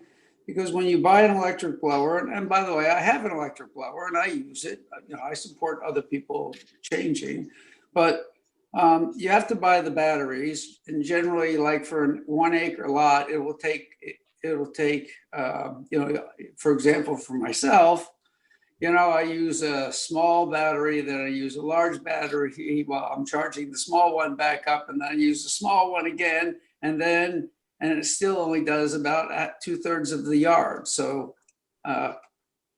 did you guys investigate that? And did you guys, on the weights and on the cost, did you include those? Because when I did the checking, I didn't believe that you had. So there's an attachment to the staff report that lists some example models of both gas and electric powered blowers. And the details regarding their weight, their noise, and their cost were taken directly from the manufacturers that sell those units. Yeah, and they don't include I can tell you, they don't include the battery and they don't include the cost for the chargers either, which you need. Did you do an estimate on the enforcement cost? Well, no, enforcement, as if I didn't mention, I apologize. So enforcement of any ordinance would be complaint-based, as it would be with any other ordinance within town. Okay. Why not considering eliminating of 2-stroke gas engines for lawnmowers? I have an electric lawnmower as well, by the way. The focus of this ordinance was just specific to leaf blowers based on prior meetings and direction that had been received, but happy to extend that out. Okay, 2 more questions. I'm sorry for taking up all the time. So a lot of the studies I looked at, first off, the later studies were not compared to a gas blower. They were compared to a moped. You know, I don't know whether or not a 2-stroke is a 2-stroke is a 2-stroke. But they were all 2000 to 2009, and I don't know whether or not these engines have been improved over, you know, the last 10 to 12 years. So that was a question.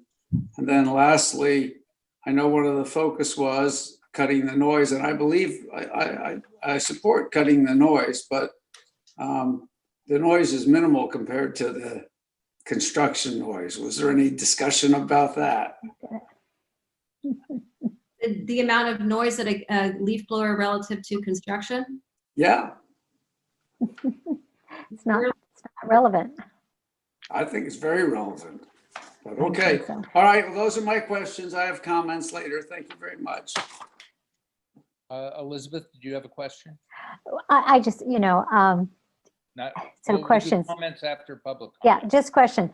So in it, did you kind of figure out in a typical landscape maintenance time frame, like every week, or sometimes people have it twice a week, and they're out there blowing the gravel along the right-of-way.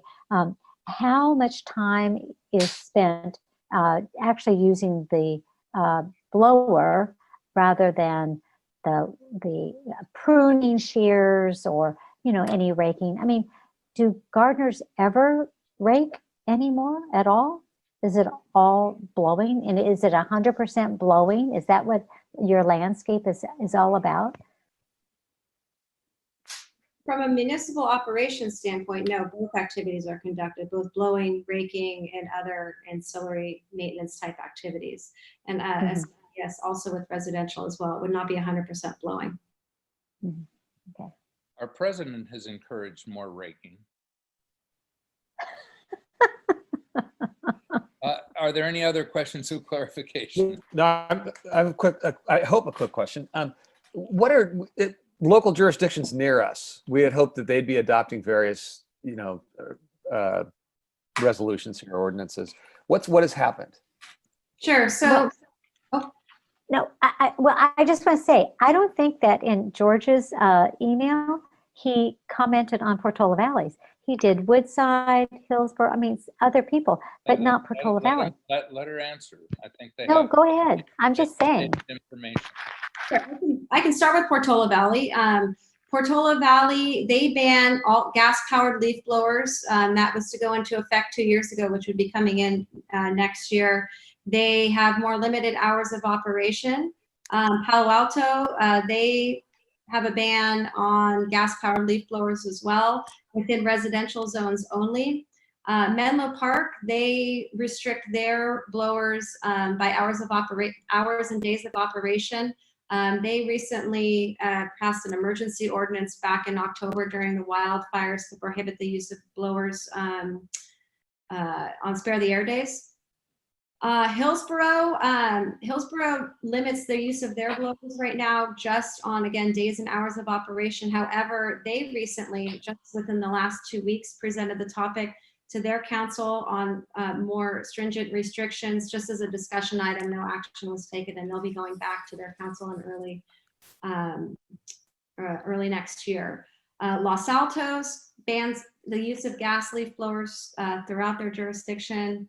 Let's see, I think I have. Redwood City and Woodside. Yeah, so Woodside, they set hours for commercial use of leaf blowers, not a restriction on type, but hours, and this exempts residents. Redwood City also limits the use of blowers on hours as well as by noise levels, but they don't have any restriction on the type of blower. However, they do have a rebate program in which they offer $250 for the trade-in for a gas blower. Are there any other questions of clarification from members of the council? Okay, seeing none, do we have public comment? We do. We have several folks that have joined the call that I know submitted written public comments, Mayor. So with your permission, I will go through the few that I see joined and give them the floor to speak.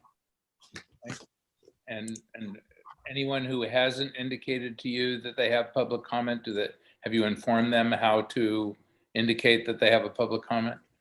I will, sir. So anyone joining the call, if you'd like to make a public comment, you can use the participants button at the bottom of your screen to raise your hand. You can put a message in the chat, or you can send me a text message if you're joining by phone. If you also are joining by phone, by dialing *9, you can raise your hand and we will call on you. I'd like to start with the first person that I see on the call, Mr. Jerome Lugers. You have the floor if you'd like to make a public comment.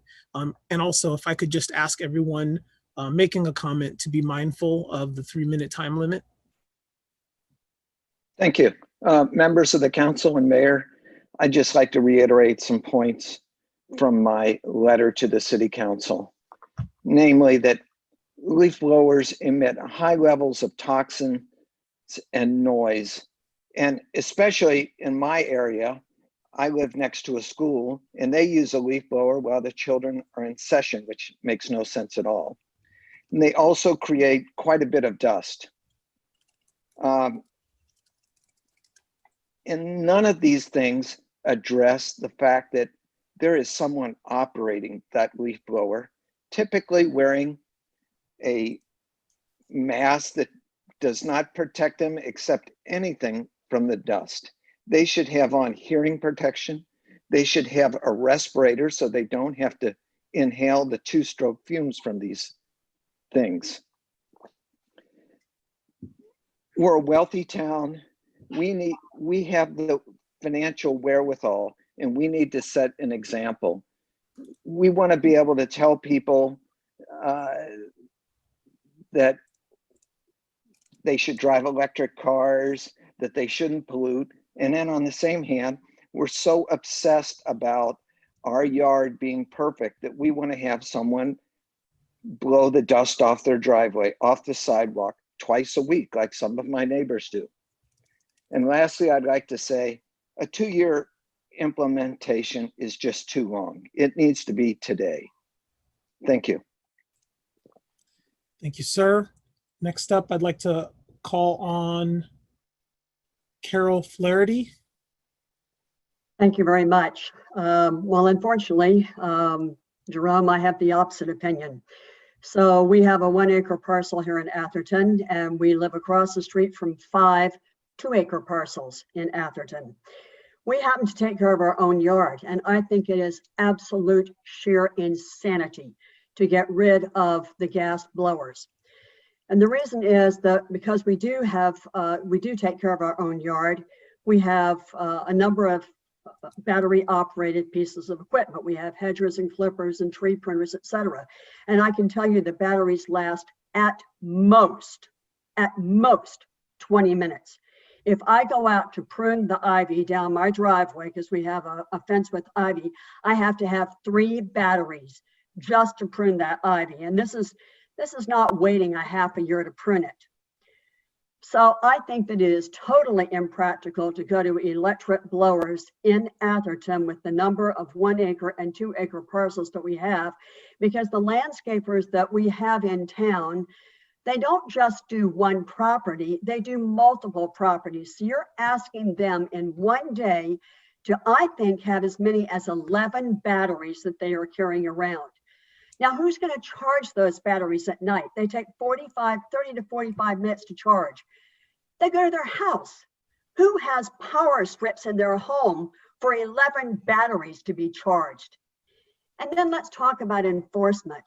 So we have a town where we rely on each other to kind of enforce, but what you're really asking homeowners to do here is to go to their landscapers and say, look, you can't have a gas blower anymore. You have to go out and you have to buy an electric blower. And that electric blower, Stephanie, unlike your chart, you did an excellent job in your presentation. It is not $300. Bill, you hit it right on the head. When you have to buy the number of batteries and you have to buy the number of chargers and you have to pay $400 because you have to have a powerful electric blower. There are different sizes. You have to have the most powerful. You are going to be talking about $1,500 to $1,800. Now, the landscaper is not going to say, sure, I'll just absorb that. I'll just do it. He's going to pass that charge along to the homeowner. And the homeowner may be very happy to go ahead and absorb it. Fine, yeah, we have more financial wherewithal than others. But this is not going to take care of your noise problem, because guess what? It's going to be taking longer to blow that yard now because that electric blower is not nearly as powerful as the gas blower. So you've got a lot more time that you're taking and blowing.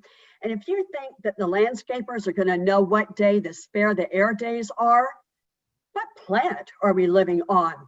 So we're a builder in town. Last week we had Veterans Day. We didn't even know it was Veterans Day. We had to call 8 subs and tell them not to come that day because it was Veterans Day. I wouldn't have a clue what day the spare the air days are. So if I can suggest, I think we should run a trial of this first of all and see how effective gas blowers or electric blowers really are.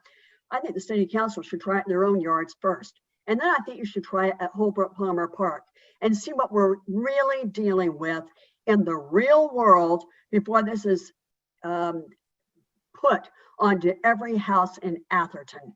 To be Ms. Flaherty, I'd hate to interrupt, but if I could, please, we've reached our time. Thank you. Thank you, ma'am. Next, we have Betsy Colby. Betsy, you have the floor.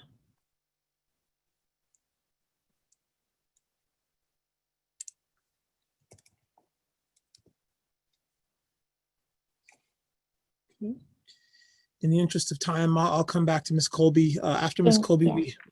we There have. she is. There she is. Got it.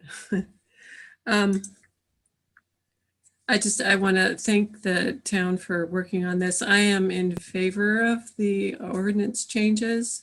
I personally asked my gardener to use a rake and a broom, so I would love for that to be the goal someday. I think it is probably reasonable to have the larger properties like the schools able to use gas blowers, but I would like to encourage residential properties to switch to the electric. Thank you very much. Thank you, Ms. Colby. Next, we have Diana Hawkins Manuelin.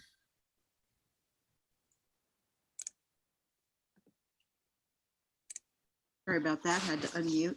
I just wanted to comment on the spare the air aspect of this and why some cities have actually referred to it as an emergency. I know Carol said what planet lives on that people don't pay attention to spare the air days. That may be true, but unfortunately we live on a planet where in a state where there's wildfires now, and that's the new norm. And the reason why some cities have made that considered an emergency is that when there's the wildfires like we've had just this year, they create a layer of toxic dust on plants that go all across everyone's yards and plants. And when you blow them at 180 miles an hour with an air blower, they're airborne. And there's a lot of research on how unhealthy just the normal stuff that's blown up, the feces and things like that that are blown up with air blowers. On the spare the air day, it's particularly toxic. And I was hoping I could get some research to drive this home in terms of what the effects are, but there are a lot of medical effects, increase in effects of asthma, hospitalizations. There's a long list of things. And the reason why spare the air day was added to this was because of the fact that it's particularly bad on spare the air days. So I just wanted to add that out there. Thanks. Thank you. Next, we have Elizabeth Abramson.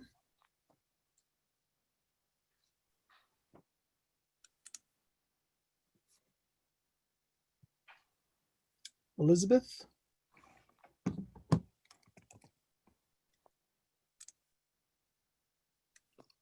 I can come back to you. We'll go to Mr. John Malbech. I hope I didn't mispronounce your name, sir. John, would you like to make a...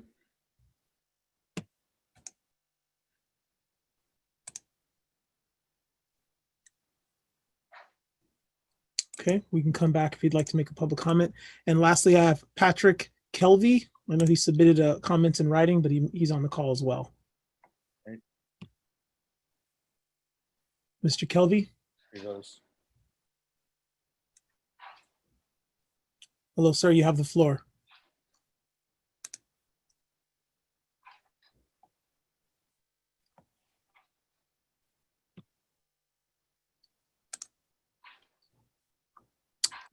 Well, I think we may have may have gotten all the public comments we're going to get. Looks like you have I'm John sorry, Malbach. Ah, okay, Mr. Malbec. I don't know how my name got on your list. I didn't request to make a comment. Oh, my apologies. Not a problem. All right. So if we don't have any other public comments, back to you, Mayor, and we can close the public comment portion. Okay, let's just give Mr. Kelvey and Ms. Abramson one more minute. Do either of you have the ability to make a comment? Looks like Patrick is unmuted, but may not be there. Okay, let's bring it back to the council. If either of them come up, we can take a comment later, but let's take comments from the council. It seems to me that general comments are certainly appropriate and we should take them. Also, and Stephanie, you can give us some guidance here. You laid out a number of different issues that staff specifically requested direction on. I think in relationship to Environmental Programs Committee comments, and there were 3 different issues that you highlighted. So we don't have to take those right away. We can take general comments first, but I want to make sure that we address those in the course of the comments. Thank you.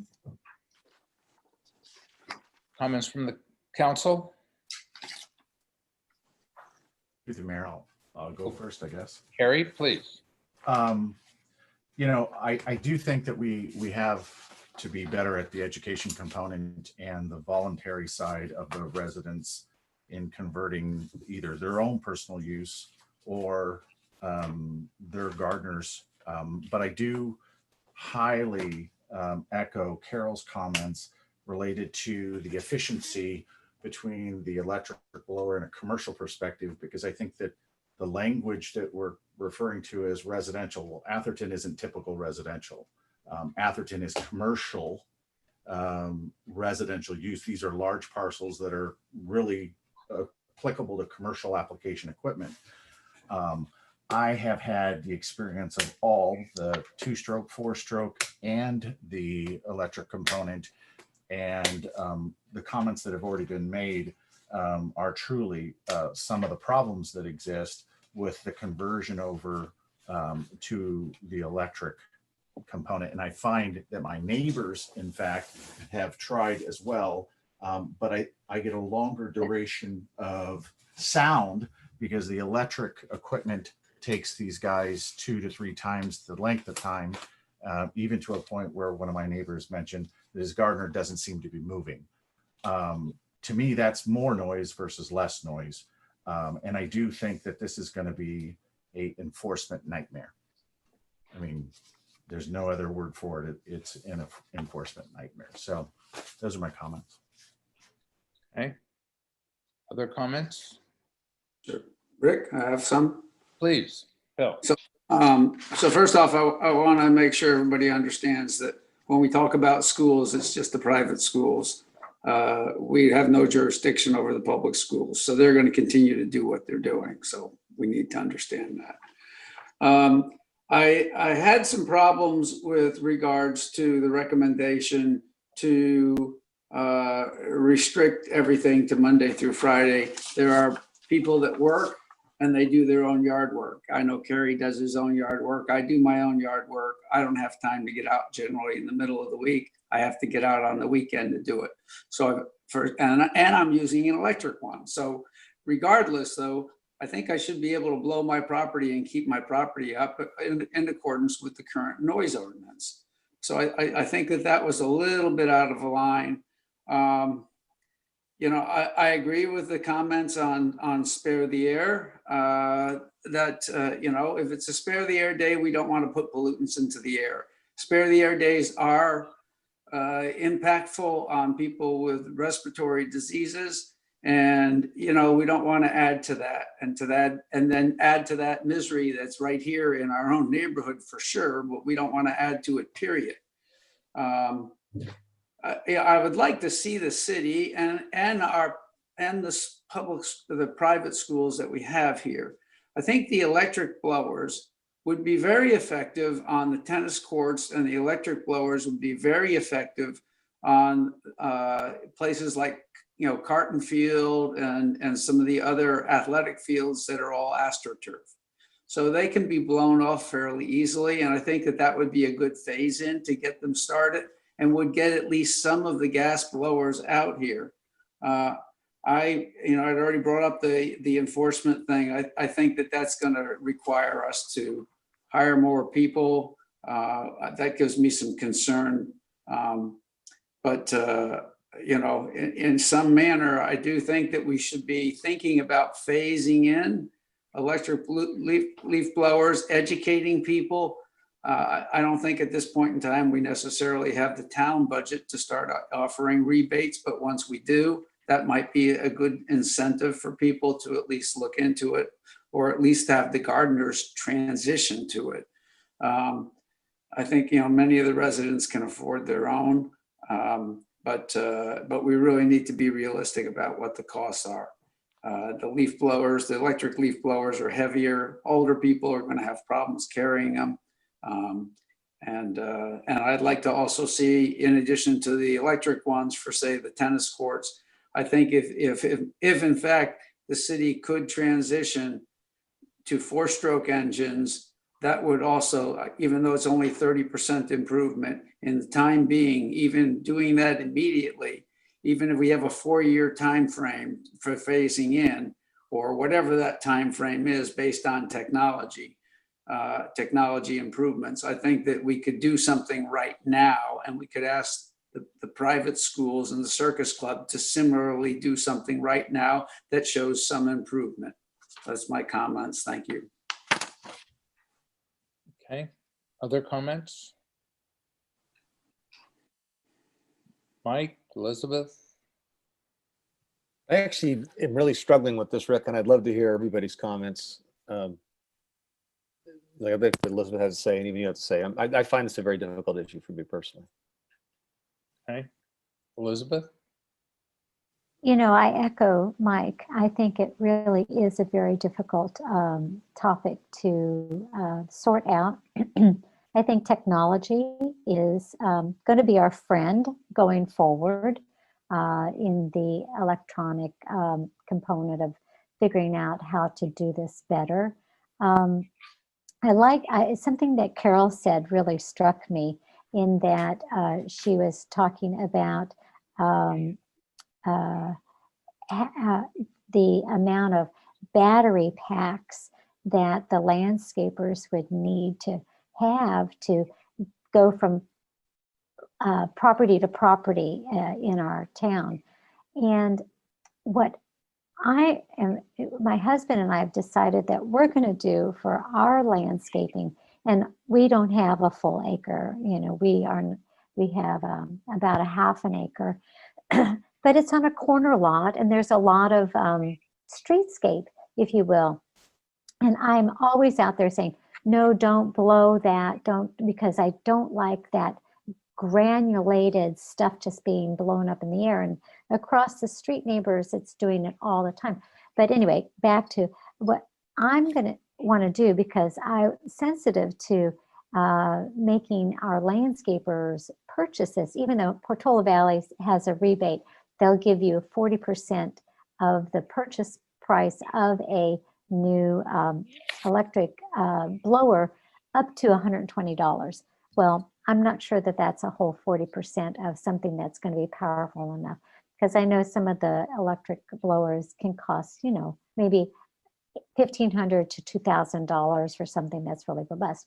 But I just wonder how many of our residents have that sense that they would like to make the environment a little fresher, a little cleaner, a little less noisy for themselves and for their friends, that they would personally invest in a dedicated electric blower for their landscapers to use on the days that they come to do their yard. And that way the landscaper doesn't have to invest in all those many power cords and power packs. I don't know. It's just something to think of in an kind of an outside of the box way of maybe achieving some of the goals that we want to achieve. Because honestly, I don't know. I think something really has to be done with these 2-stroke engines and the the noise and the landscaper. I cringe when I see this guy. You know, he's the headphones on, and you know, I tell them this, but we're going to make the change for them. So I don't know. I'm struggling. I think we need more information on how much power do we really need to do the landscaping of our residents. We don't have typical residential lots. How much time is spent blowing in a typical maintenance visit? Can we do something different in how we blow our perimeter, that, like what I want to say, the right of way and all that gravel and all that stuff that just blows. I mean, when I drive my car down the street and they're blowing, I mean, some guys are really considerate, and they'll stop blowing as you drive your freshly washed car down your street. I don't know. I think something we need a you know, a paradigm shift here, and I'm not sure what it is right now.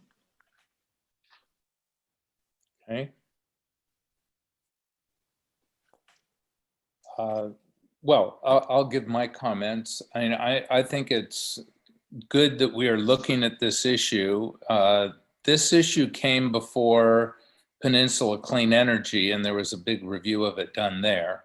And it came before Peninsula Clean Energy, where, as you know, I'm vice chair of the board as a representative from the Atherton Council. And there was significant discussion, both because BACMed has dealt with it from the Bay Area Air Quality Control perspective, and because the Air Resources Board in the state of California is dealing with it, particularly with respect to two-stroke engines. And both of those reviews, and one of the problems with this is there's a lot of different issues going on. And I think it's appropriate to try to separate out those issues and look at them separately, because some of them are manageable and some of them honestly aren't manageable. And the pollution and the noise are different issues, and how any change is managed both financially and logistically is a really important issue.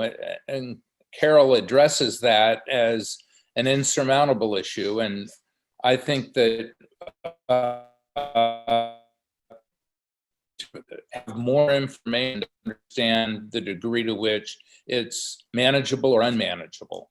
At Peninsula Clean Energy, it was looked at entirely from the greenhouse gas perspective, because one of the commitments of Peninsula Clean Energy is to reduce the amount of greenhouse gases that are generated in San Mateo County.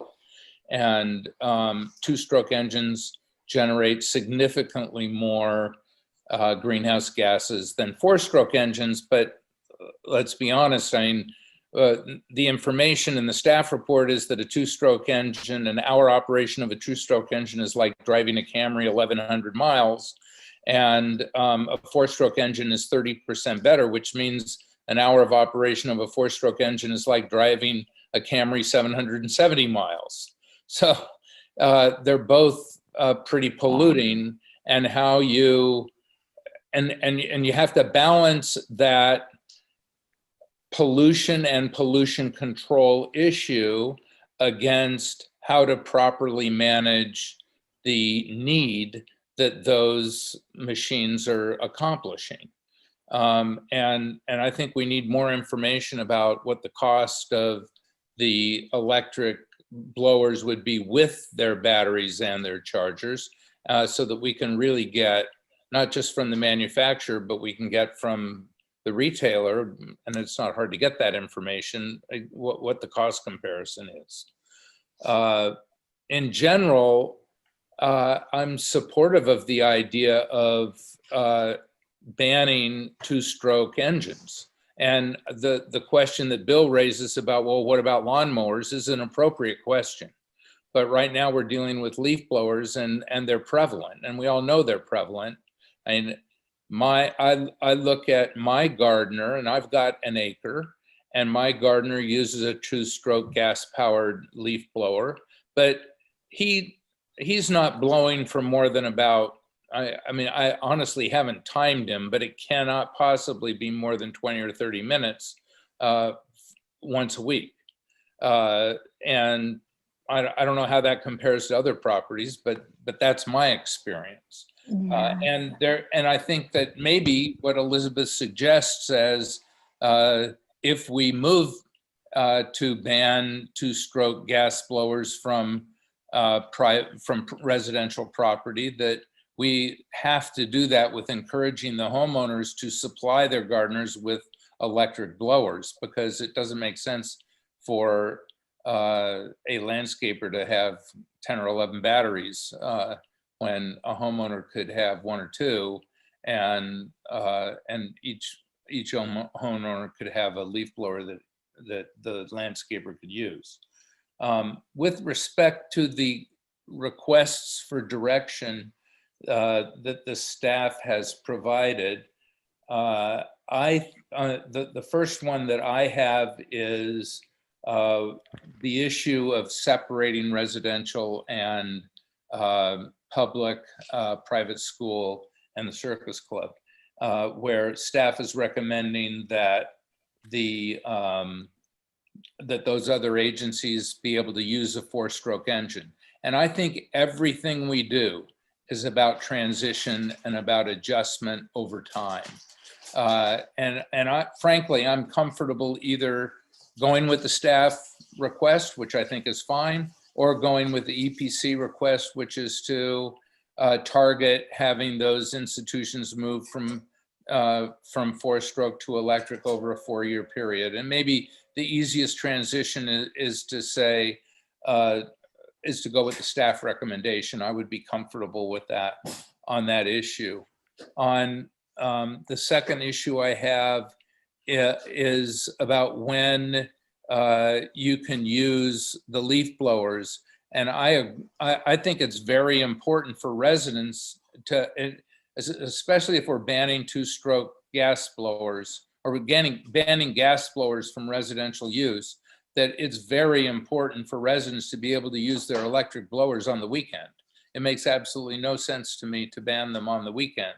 I did not understand why electric blowers were suggested to be banned on spare the air days, but what Diana said makes sense. So I'd like the backup for that, but that makes sense, and I can go with that. And the other issue was the transition, the phasing transition for residential use. The staff had recommended a 2-year transition, and the EPC recommended a 1-year transition, and I kind of feel that it could go either way for me. I would like to get more information, though, on the pricing, and I agree that in the long run, the idea of a rebate makes a lot of sense. I like what Redwood City is doing. I don't think that's something we can do now. All of our resources are going into getting this civic center built. But once we're out of the woods on that, I think that's a program that we should implement. And no matter what we do with this ordinance, we know it's going to be a long time in completely turning over from gas engines to electric engines, because our enforcement provisions are complaint-based, and it's going to take a long time, and people are going to have to get used to it. And I think it's going to have to be driven by the residents. Okay. So, Rick, can I give you my, which is not very different from yours, actually, in a lot of ways. I think the first thing I would start with, I think there is a problem that needs to be addressed, and I think it's, as you mentioned, both noise and particulates or air pollution. We're now all, more of us are working from home. We're around more. I think we're probably more aware of it. But there is a lot of noise generated by leaf blowers throughout, just a normal day. And I can tell you that I personally hear them from pretty far away, I guess, but I feel like I'm always hearing them. And so in my view, there is a problem I'd like to address, I'd like to see us address. We've been looking at this issue for you know, 2+ years, I think, at this point. And I think we've continually come up with the problem with we've come to the place where we say electric is better, but it doesn't work as a practical matter on the size of the lots we have in Atherton.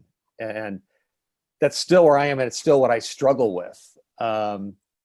Because I think electric is better. I would rather see us get rid of 2-stroke engines. I'd love to see us move to an electric blowers, but I think it's just not practical for a 1-acre lot in Atherton. And that's what causes my struggle with this. I do think, though, that there's a couple things that we can do. And the first one is, I think the town should just spend the money and be an experimenter and see what we can do with our large town properties with electric blowers and see if it's even possible. Because I think we would learn from that, and we'd also be setting an example.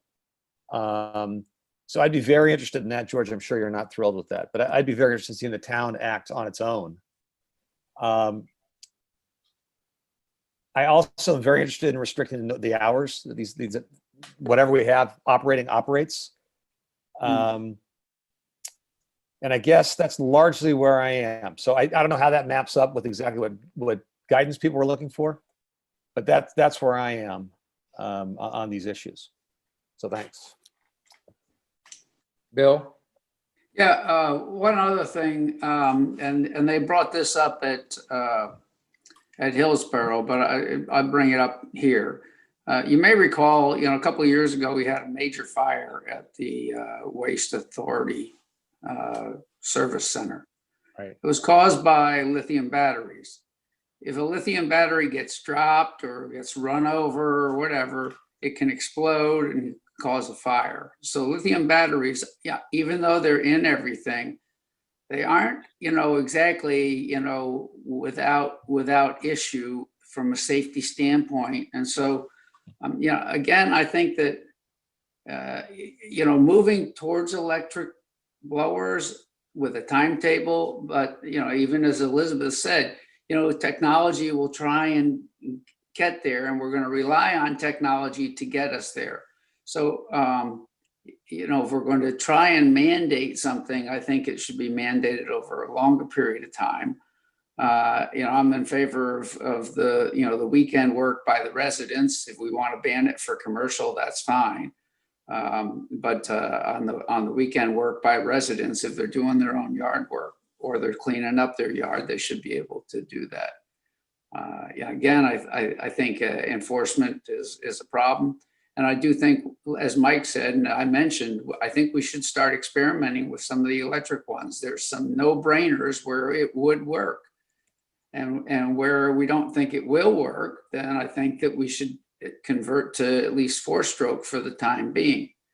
I am in favor of spare the air items, although I will point out that if particulate comes down from the sky and lands on the plants and we're blowing, it would go up in the air, so we don't blow it then, but we will blow it at some time and it will go back up in the air. So it's a short-lived solution.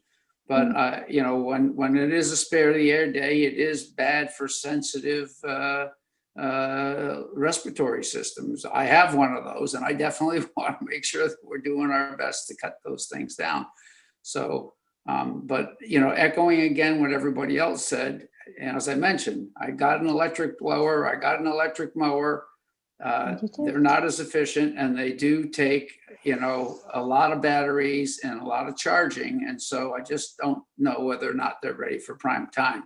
Yet we shouldn't abandon the idea, is what I'm saying. Agree. Elizabeth, did you have another comment? No, I agree with what Councilor Weber was saying, and so I don't think we should abandon the idea. Can I make a suggestion then, just for now, that staff look at the idea of what we as Atherton may be able to do? Bill suggested that we use electric blowers on the tennis courts, where it would make sense for us to begin a transition and bring that back and that we get some current specific cost information comparing four-stroke and I suppose two-stroke, four-stroke and electric from retail rather than from the manufacturer, and bring it back to the next meeting. Mayor, can I just ask where we have agreement? I feel like there's some places we have agreement, and it sounds like it's on Spare the Air days, and I think on hours we generally had an agreement restricting the hours. Is there something we should be doing in the interim, or do you think we should just put it all off until we have a more comprehensive solution? Well, I think in terms of an ordinance change, we should do it once. We shouldn't do it piecemeal. Okay. I think you're right. I think there are things that we could agree to, but that would be paring down the ordinance considerably. And I'd like to get some more information before we decide to do that. Mr. Mayor, yeah, we can certainly do that. I think we have some middle ground feedback, as Councilmember Limpers was mentioning, that we can modify the existing ordinance with those things, as well as bring back the additional information that some council members are asking for with respect to the cost comparison from retail and other things. The pilot program with respect to using electric leaf blowers at the park, we can come back with a cost for that. You can consider whether you want to make those purchases and do that. There may be some staff time involved with the rainy season coming up. Electric leaf blowers aren't going to be as effective on the tennis courts as a more high-powered, gas-powered leaf blowers would be. But we'll bring that back for your consideration for discussion. Great. But you'll have to make a motion tonight to continue the public hearing until the December meeting. Very good. Can I get a motion? I'm happy to make that motion, which I want to make sure I understood properly, though. We need to continue the hearing until the December meeting. As part of that, I'd like to have the town pursue pilot programs with regard to electric leaf blowers. And what else is part of that motion? It was a continuation of the public hearing, an analysis of the costs of a pilot program, not an actual implementation between now and December. Mm-hmm. Then a cost comparison for retail purchase of leaf blowers, the different types and varieties and different abilities. And then modification to the ordinance in the ways that we heard this evening are consistent, like the Spare the Air days and the weekend use by residents and things like that. And we should also specify that continuation will happen at the December 16th City Council meeting. Right. Well, will staff have enough time to do the work that we just specified that they're going to be doing? If not, we'll mention that and we can continue the item further. Well, why don't we say continue, and do we have to continue to a specified date? Yes. Do a date To certain. be safe, it'd be better to continue it to January. That's fine. I'll second the motion, but can I make a comment? Is it possible, George, that we can, and I know it's relevant to this particular subject matter, a Spare the Air Day sign? I know that several jurisdictions have that, and I think that we do have quite a flux of gardeners that go through town. Maybe if they saw signage that reflected that today was a Spare the Air Day, that they would actually, register with them and no equipment to be used on Spare the Air days. I mean, I don't know. What does that look like? I don't think I I've have seen. no idea, but I just know that there is signage throughout the county in some jurisdictions that actually identify. Like an as Spare the Air Day. electronic thing? Why Electronic? doesn't staff look into that and report on that at the next meeting? Let's not deal with that. That'd be great. Thank you. Okay. Do we have a motion to continue? So moved. Do I have a Second. second? Okay, roll call. I'm sorry, just to make it perfectly clear again, because it is important for public hearing purposes, the motion is to continue this item to the December 16th City Council meeting. I believe it was moved to January. Oh, okay, I'm sorry. So we need to specify which day in January. The council meeting. The meeting, not the. So it'll be January 20th, this January 20th council meeting. That's right. So that's my motion then. And my second. Excellent. And that's Councilmember an aye. Whitmer, Yes. Lempress, Aye. Vice Mayor Lewis, Aye. and Mayor DeGolia. Yes. Okay, we're now moving on to, I think it's item 19. This is the traffic, no, not item 18. The neighborhood traffic management plan.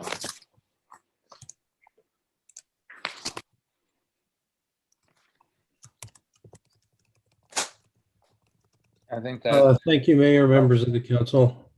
Sorry, there's a little difficulty in unmuting, so. Appreciate the time. This is regarding the Neighborhood Traffic Management Action Plan. As you know, we've concluded the initial public outreach phase associated with the development of the Neighborhood Traffic Management Action Plan, in which we solicited information from our residents regarding their top concerns related to traffic, mobility, safety, and accessibility on town streets.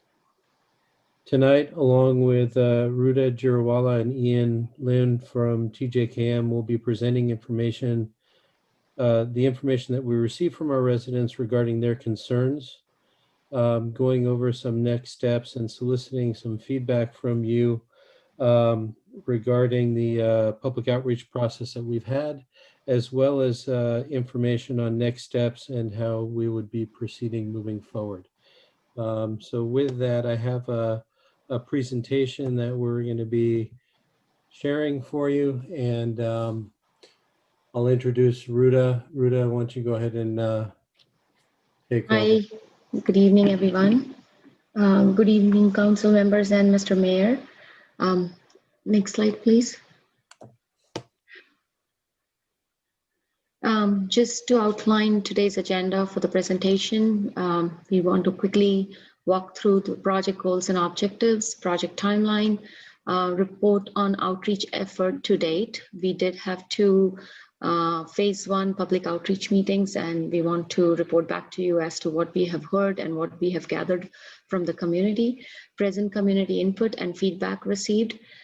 Talk about the next steps, and we are seeking council input for a couple of items like traffic calming devices that we could include as a part of our proposed alternatives timeline for the phase 2 public participation workshops, and also timeline for phase 2 web survey and interactive map input. Next slide, please. The goals and objectives of this project was to solicit residents' input regarding traffic safety and mobility concerns in Atherton.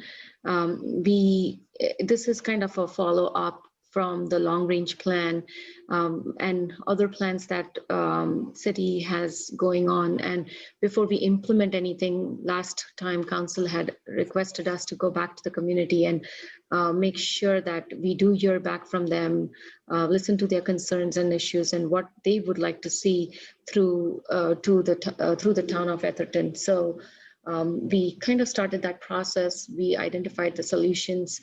We listened to their concerns in the first listening workshop. The next step is to identify the solutions for their concerns, and then finally develop a comprehensive traffic management action plan to implement these solutions. Next slide, please. Project timeline, we started in early Feb with a review of existing conditions and all the reports and projects that had been undertaken by the town. We wanted to build on top of that rather than reinventing the wheel.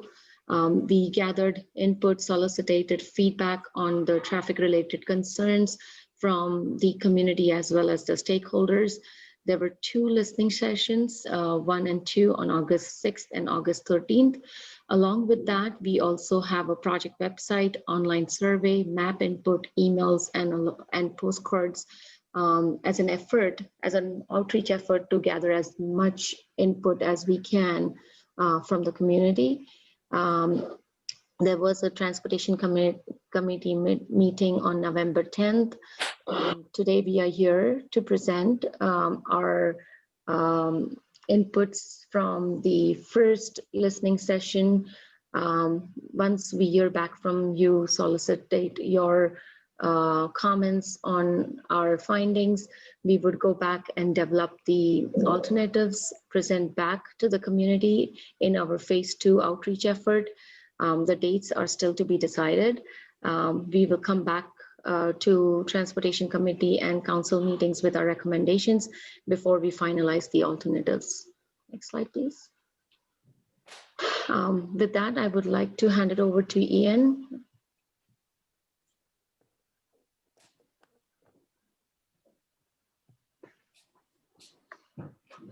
Thank you. So as Rita mentioned, the 2 public listening sessions were held once on August 6th and again on the 13th virtually via the Zoom platform. The 2 sessions were identical in terms of meeting format and information presented at the meetings. The purpose of these sessions were to, again, solicit traffic safety concerns that the residents have on Atherton roadways. The turnout for both were approximately 14 participants, in addition to staff, facilitators, officials, and the consultant. The chart on the right-hand side shows the result of a quick polling asking participants of their top traffic concerns, and the result shows that cut-through traffic was ranked the top, followed by speeding, personal safety, and congestion. Next, please. So it's pretty similar to the first session. We got a pretty consistent ranking of the top 2 concerns, which are speeding and cut-through traffic. And here in the second session, congestion was ranked 3rd, followed by line of sight issue. Next. And there's a project website launched at the onset of the project, which serves as a channel between project team and the citizen. And there are frequent updates to the project. People get to subscribe to receive notifications about upcoming events, workshop information. And we also uploaded the recordings of the 2 listening sessions for those who couldn't join that day or those dates. As of today, we observed nearly 600 unique visitors to our website. The website is also a portal to the online survey, as well as the map input platform, which I will touch on right after. Next, please.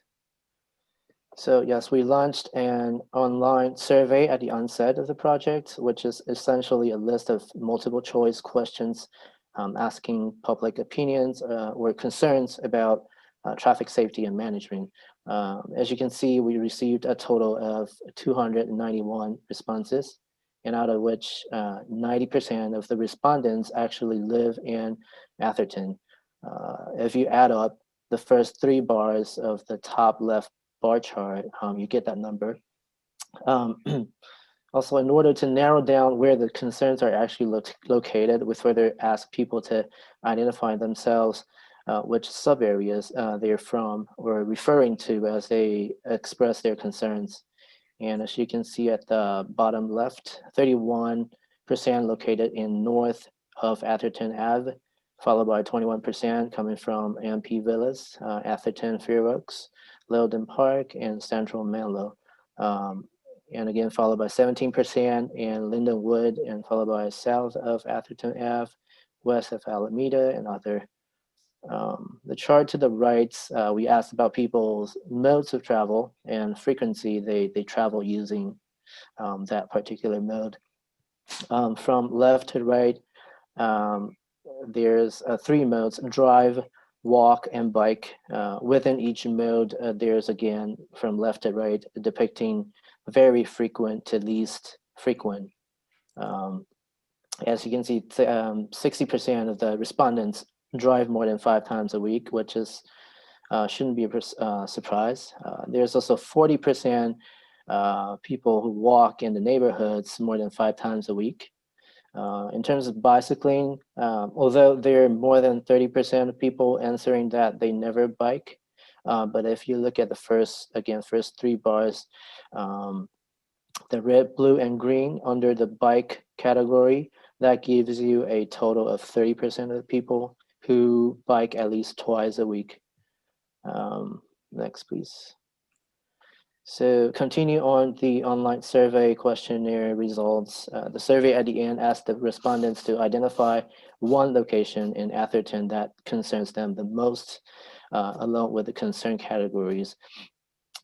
So the street name cluster you see to the left is frequently mentioned streets. The bigger the font size, the greater number of times that street is mentioned. To the right-hand side, you can see the aggregated areas of concerns among these top locations. And speeding, again, made to the top, followed by cut-through traffic, congestion, and inadequate walkways, crosswalks, and then followed by line-of-sight issues. And this result from the online survey questionnaire is pretty consistent with what we heard at the listening Zoom sessions. Next, please. So in addition to the survey questionnaires and listening sessions, we open up this interactive map input platform to further understand the concerns in detail. With this platform, the citizen can navigate on an aerial map and zoom into the concerning location and either draw a line or pin a point or do both, and then she or he will be able to, will be prompted to type out the comments in detail. And these call outs you see here are just a sampling of a total of 138 responses we received. Next, please. And as you might wonder, what is the consolidated result of all these outreach techniques from project website, survey questionnaires, map input, listening sessions, and there's also direct email conversation to Public Works. We got most responses from the survey questionnaires. If you look at the pie chart, which accounted for 44% coming from the survey questionnaire, followed by map input 26%, and then listening session number 2, 16%. And the concern categories, which is bar chart to the right, integrated from all these sources, shows speeding, unsafe walking, bicycling, congestion, and cut-through traffic, the primary concerns among all sources. Next. Lastly, we have a bar chart showing, there's a lot of bar charts. This is the last bar chart. Showing the top 10 corridors and top 8 concerns and how they interact with each other. And I want to point out here that we have received comments on 54 distinct street names.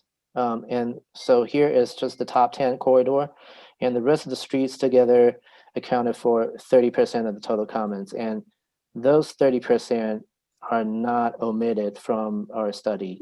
This is just a glance of the top 10 streets as well as the top 10 concerns. Next, please. And last but not least, here's just a map showing the top concerns and their geographic location, just so that in a way, they're visualized. Next, please. So now before we move on to the project next steps, we want to have a pause here and see if there's any question, feedback from the council on the outreach process or the outreach data that we have received from.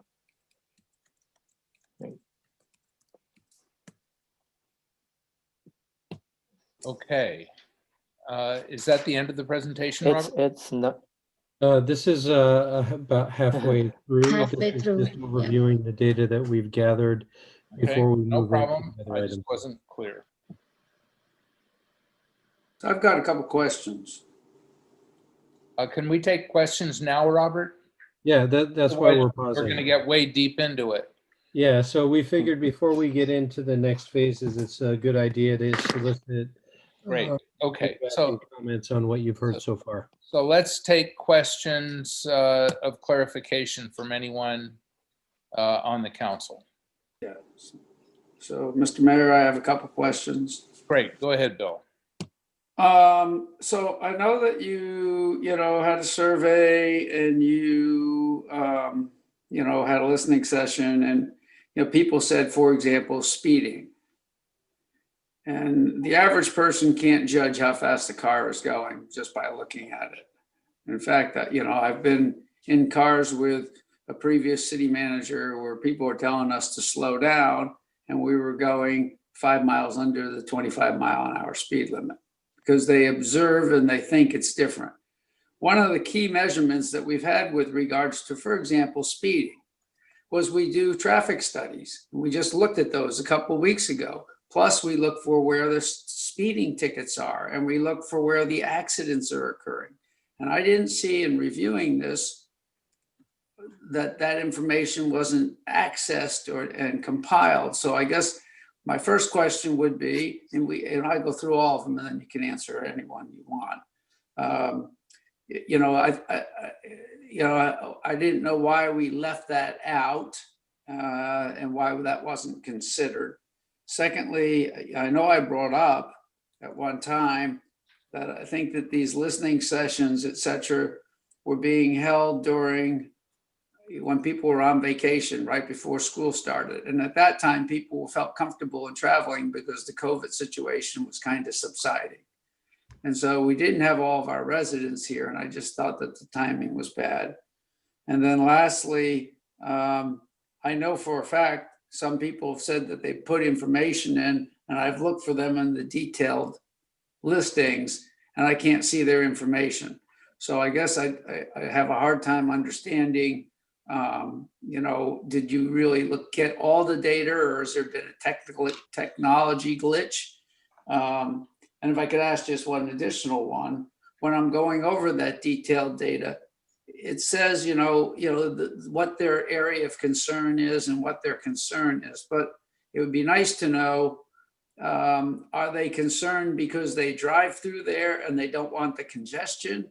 Or are they concerned with the fact that they live there and they don't want whatever's going on in front of their street?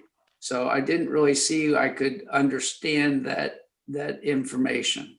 So those are the four questions. Well, I'm gonna try and answer those, and then I will have TJ Cam kind of follow on. So with regards to the first comment related to speeding, this was just the first part of the project has been to gather the concerns from the residents. And so as we are moving forward, the items that we are doing is trying to validate that data to the degree that we can with regards to information related to actual observed speeds. We have a few tools in our toolbox to do that. And one of those is PD has been putting up their black box in certain locations to collect radar information directly, as well as we have a subscription to a traffic program that can provide us with volumetric data and some information about speeds based on cell phone usage that the company aggregates. So we did not yet go back to the residents in terms of coming back to them with data related to their concerns. Our first objective was to hear what their concerns are before doing an analysis and making recommendations. And so as part of our next phase, I think our intent is to share that information with the residents related to what data we've gathered with regards to speeding and some other issues that have been raised. On your second comment with related to timing, as you may recall, the council did extend the public outreach period through the end of September. And so the data had been aggregated through that point. And as we move forward, one of the questions that we have for you, given that we are entering the holiday season, is what is the appropriate timing for our next phase of outreach? So it tees right into that. So that's something that we will be asking for feedback on moving forward. To the degree that I understand it, I think that TJKM did their best effort in terms of aggregating the comments that were received. They're in the tables that are attached to the report. One thing that may be noted is in the comment section, sometimes residents put more than just that one location in the heading, but when they put a pin or a line on the map, it was aggregated as best in terms of trying to put a location to it. But if there is a specific concern that was raised that we didn't capture, we're certainly happy to take it. And then your last comment, I jotted it down, but I'm sorry. Yeah, it was the following. So you're identifying things by street. Now, I don't know, and then you read the comment and maybe the street comment is congestion. So I wonder whether or not that's a person who drives through that street on their way to work or doing chores, or is it somebody who actually lives on the street and is concerned about the congestion versus the speeding, et cetera. So there's really, you have an issue, you've identified them by streets, but we don't know who is it. So a lot of things like, for example, a lot of comments about Stockbridge. Is it because people from Lloyden Park use that to get to the Alameda and they don't like waiting in line because they have, or Selby Lane because they have to go through a school district and we have police there watching and it slows everything down? Or is it something else? So I guess, just the validity of the data versus, who put it in. We did not get that level of detail of input, other than there is some information that we gathered direct via email that we kind of know where those folks are, as well as those that participated in the listening sessions indicated which neighborhoods they lived in terms of providing that input.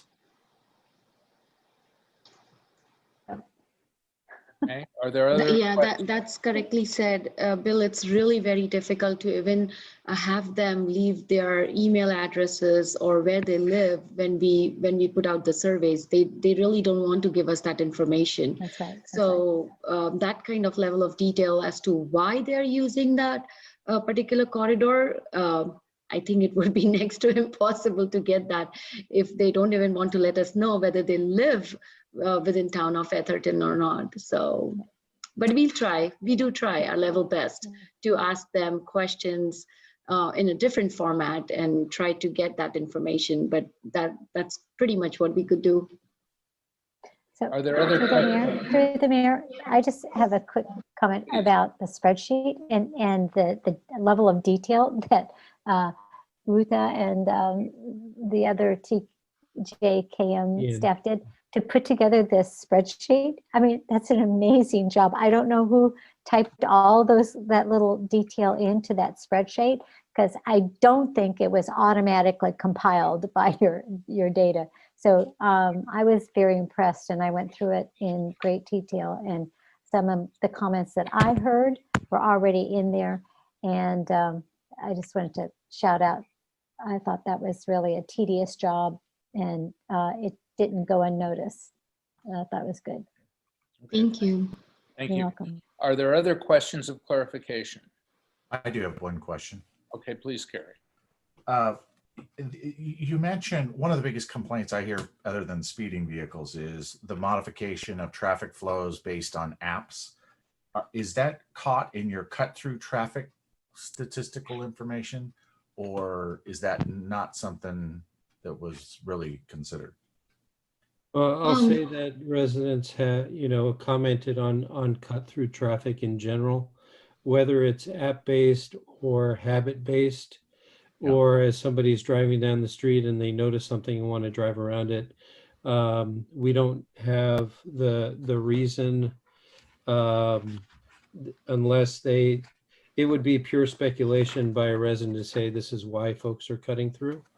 But I don't think that we're going to discount that the apps have guided folks in different routes to get around bottleneck areas. Mhm. Is that a moving target that we're just not going to be able to isolate? Obviously, is that based on dibs and, I mean, I know Alameda traffic flows change because the app says go around it. And I just didn't know if we were going to be able to capture that to address concerns from neighbors that, for example, on the Alameda that go around the school to get back onto Alameda. If it's not something that we can.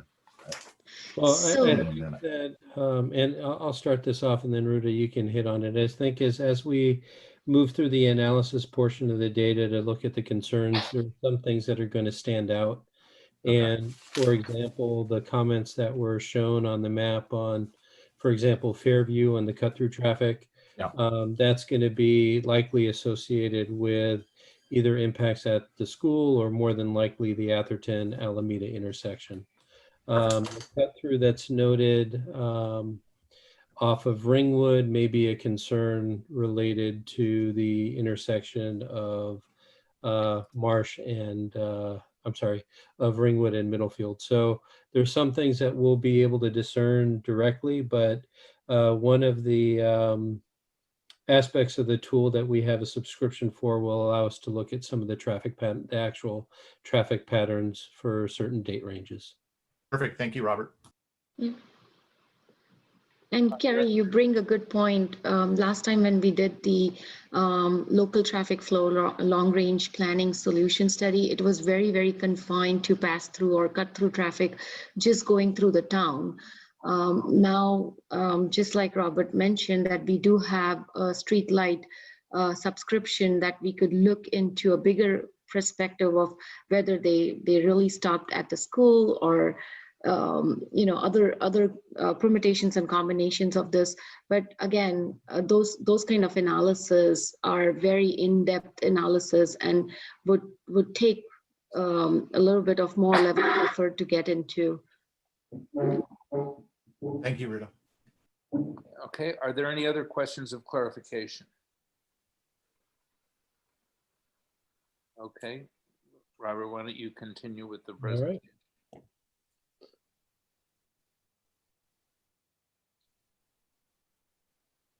right. Okay, so Ian, I think you need to unmute yourself. Great. Thank you. So continue. As far as project next steps, after we received input and directions today, we'll start analyzing community input as well as traffic patterns that we just briefly talked about, as well as speed updates, and develop traffic calming alternatives based on what we heard from the community and the traffic engineering analysis results.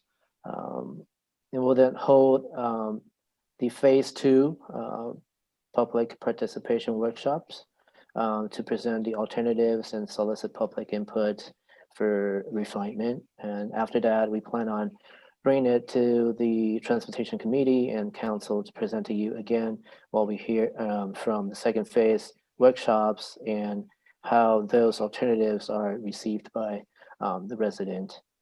Lastly, we have the neighborhood traffic management action plan, documenting all the outreach process results and the final traffic calming improvements throughout the city or town. Next, please. Part of the feedback that we need from you today is to provide us with some advice or direction on the potential traffic calming devices as to whether they may or may not be acceptable from town's perspective.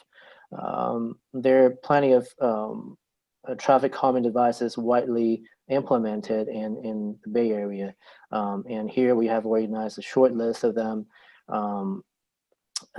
retrieving from these previously adopted plans and programs, including the Neighborhood Traffic and Management Program, the Local Traffic Flow Long-Range Planning Solution Study, the Alameda Del Bogus Corridor Traffic Study, and the Townwide Pedal Bike Master Plan, and also some of the other best practices implemented elsewhere. And here, can you go back to level 1, please? So the measures are color coded by the source we retrieved from. As you can see, the items pulled from the Neighborhood Traffic Management Program is in teal. The measures are organized into levels 1 and 2 based on the complexity for implementation. As you can see, level 1 includes mostly the striping work, signage, temporary treatments, and so on. Level 2, next please. As opposed to level 1, level 2, which is majority of them requires additional traffic analysis, where it might cause drastic reconfiguration of the roadway, such as a corner bulb out, a traffic circle or a mini roundabout, or any turn restrictions. Next, please. Right, so here are some of the other level 2 treatments, including signalization of it on control or stop control intersection, or converting two-way to one-way traffic, which will require further analysis in terms of how traffic pattern would change in a bigger picture. So lastly, we want to switch the topic back a little bit to public outreach. So the staff and the team is planning on launching a second phase survey, also in a virtual setup in response to COVID. And what you see here is just a mock or a draft concept of the survey that we plan on doing. It will again be a map-based interactive one. And what we are thinking of doing is to overlay all proposed traffic calming improvements on the base map. And that will be the orange dots that you see. And you want to just click on any of the dots to view the project description and get to like the project and or leave a comment. And just note that if there happen to be multiple alternatives proposed at one locations, they will be closely placed right next to each other. Usually this type of exercise is, again, done through face-to-face interaction workshops with the residents. So this survey is sort of the alternative to perform a contactless and yet interactive exercise to capture public input on the proposed traffic calming improvements. And with that, I'm going to hand it back to Ruta to ask for council input. So the key questions we want answers to is probably the same question that I had asked probably a year ago, that what does town really want to see? Do you want to reduce the congestion on the main routes, which are the thoroughfares through the town, and leave them as it is? Or do you really want to discourage traffic, slow them down even on those thoroughfares?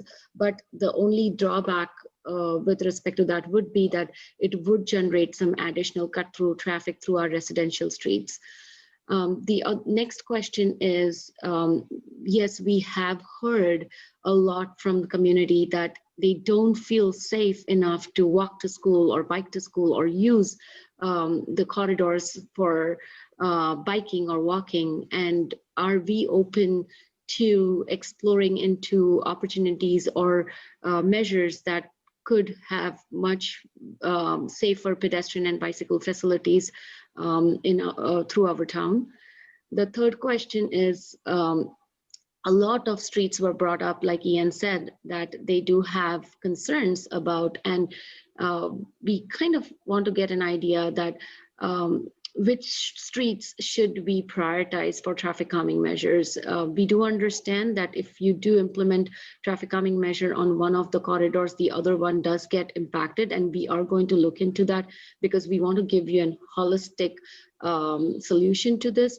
But at the same time, we have to keep in mind that none of the cities or counties or towns have funding available to implement all of that. So we definitely have to prioritize some of these implementation measures that we come up with.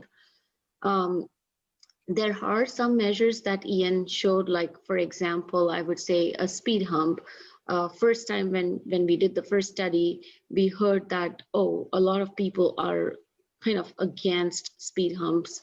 Not only that, we have to look into the pros and cons of each of these measures. So say, for example, if I am installing a speed hump, it does disrupt the time that an emergency vehicle would take to, basically a response vehicle would take to get to a point from point A to point B. At the same time, it also does increase a little bit of noise level or noise pollution in and around that area. So we want to kind of get an idea of which measures are acceptable and which measures are not, because we don't want to go back to the community saying that, oh, we would help you to implement these measures, and then go back and say, oh, no, sorry, we made a mistake, and these are not measures that are acceptable. So we kind of want to get a little bit of more idea on those.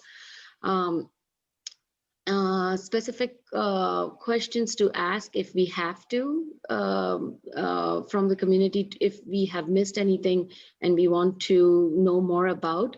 And then with holidays coming in, and again, new restrictions in place, the potential dates for our phase 2 public participation and workshop, and also the survey period. I know last time we did extend it, so this time we just want to plan it well so that we can open up the surveys for that amount of time that is needed. I know too many questions, but we can still keep that slide up. Okay. Is that the end of the presentation? Yes. Okay. Are there any questions of clarification on this portion of the presentation? Okay, I don't see any. Is there any public comment? Well, I had a question, Rick. I had my hand up. Oh, I can't. The screen is filled, so I can't see you. Okay, sorry. Go ahead. So, you want me to take the slide down? I can take it down. If it's okay. No, you can leave that up. People just need to speak up or raise their hands because I can't see their images. Yeah, okay. So, and it's pertinent to leave that up. But, there are a number of things that we just looked at. Some are cheap to do, some are not cheap to do. And, I do remember when we first rolled out the bike pedestrian plan. Well, we had priced some things out, and it turned out that, well, we could do like a half a block on Atherton Ave if we want to put a bike lane in. And so I think that staff needs to, and I wonder whether or not staff is going to weigh in on the costs associated with it and what we have in the long term and the short term as far as budget for implementing these, because it ends up being a frustrating item. And hopefully staff is going to think about this, a frustrating item when we say we're going to go do this, and then we say, well, we don't have the money to do it, right? So hopefully, I don't know whether or not, Robert, you and your team are going to be pricing any of these things out and then maybe kind of prioritizing them. Well, we will have some pricing information, at least in terms of relative scale. And some things are obviously easier to do than others. And there are also some measures that can potentially be done as pilots. And so I'll give you a couple of examples of pilot items. You may have noticed that there was an image of a temporary speed hump. And so those are things that we could put in temporarily to see how well they work. And so those actually you could put down and ultimately remove and maybe test them out in another location. Some things can be done with striping. And so the items that you mentioned, Councilmember, with regards to bike lanes, and if we were going to put in walkways, et cetera, those are going to be more long-term. And I know that we have a few items identified in our bike and pedestrian master plan. And so I think in terms of the way that the recommendations will likely move forward are hopefully to identify some quick potential projects, prioritize those as we start looking for money for other things. Okay. Does anyone else have a question or clarification? I don't hear anyone speaking up. Are there any public comments on this issue?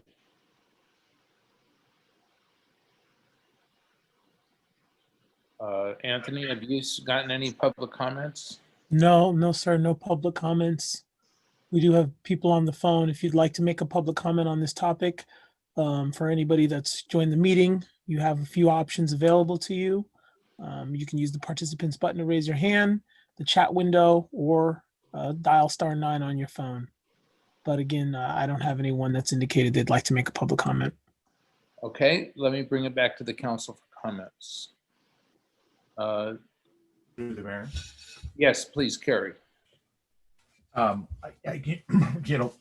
we move through this process, one of the difficult things, and I'm going to have to echo what Bill said, and I'm sure we've all heard it, is our budgetary restrictions. Residents don't get the detail of our budgetary restrictions. The concept of curbs, gutters, sidewalks, safer pathways, they all have a cost to them. And it's difficult unless they're told in this process that the town has limitations. These are obviously things that we would love to have, but they're obviously very difficult to attain without the resources.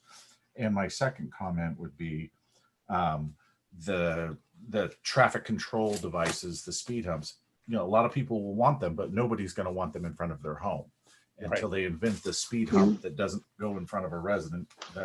That's a difficult one.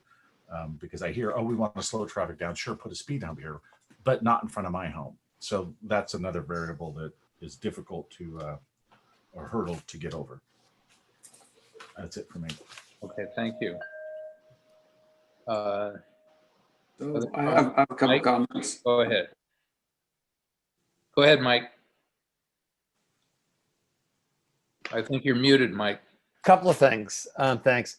I'm really, really glad we're looking at this issue. I think this is like exactly what we should be doing, and I think it's an important thing. And I think we've done a good job thus far of getting input. There's been a lot of input, which has been great. A couple of comments. I think I'd like to see us focus first on the broad question. I've mentioned this before, but first on the broad question of, are we willing to do anything? Are we willing to put any kind of traffic calming or other, traffic directing devices in town before we start talking about specifics, or at least as part of that conversation? Because we as a town haven't had that conversation yet. We sort of went right into where should we put street humps versus, should we do anything at all? And I'd like to have that conversation going.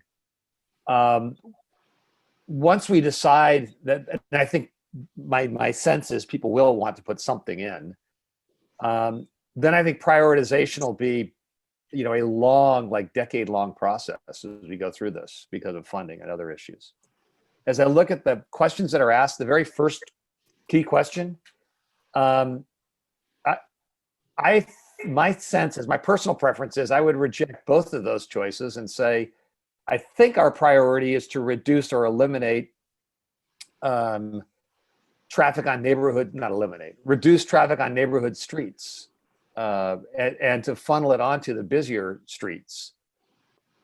That's different from reducing congestion on the main routes or slowing traffic on the main routes. I think in a perfect world, our traffic would flow very well on arterials and collectors, and people would not cut through in any way to residential streets. That'd be a thought on, that's how I would frame the issue. And another thing that's come up with the Transportation Committee and the other meetings I've attended, the overlap between the pedestrian and bike committee's work and the transportation, or in this project, the Transportation Committee's work is pretty extensive.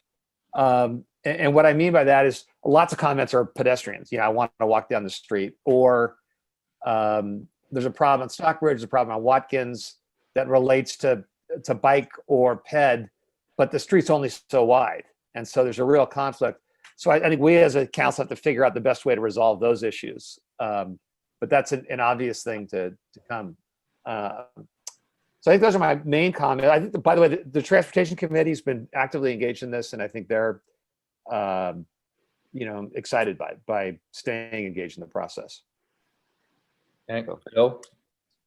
Yeah, so I think that there were lots of great ideas on ways that we can work to reduce congestion and slow traffic down, et cetera. I would like to see the police information there.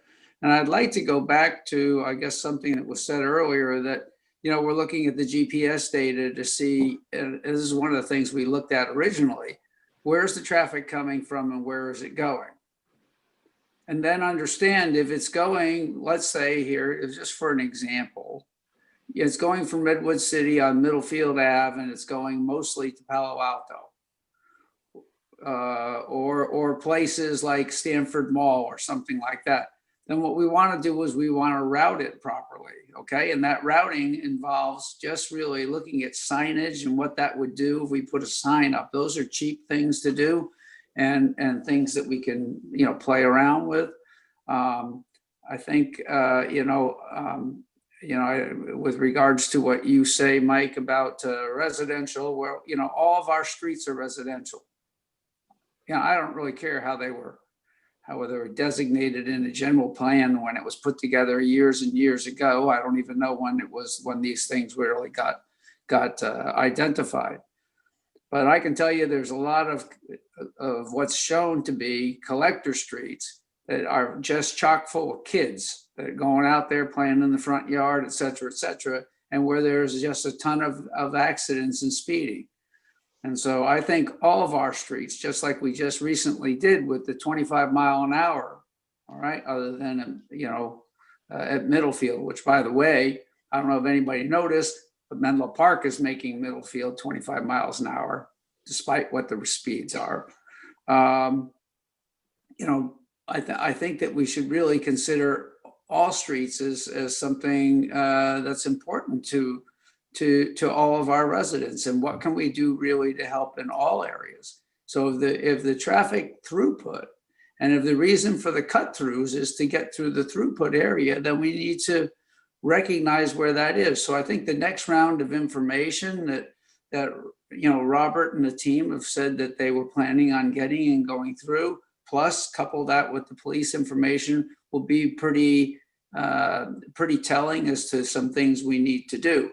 But, again, I'll say, the bike pedestrian thing, like, for example, class 2 bike lanes on Atherton Ave. I know that there's a lot of people that are frustrated for it. Well, to implement it, it's going to cost $6 to $7 million. So that's not a starter.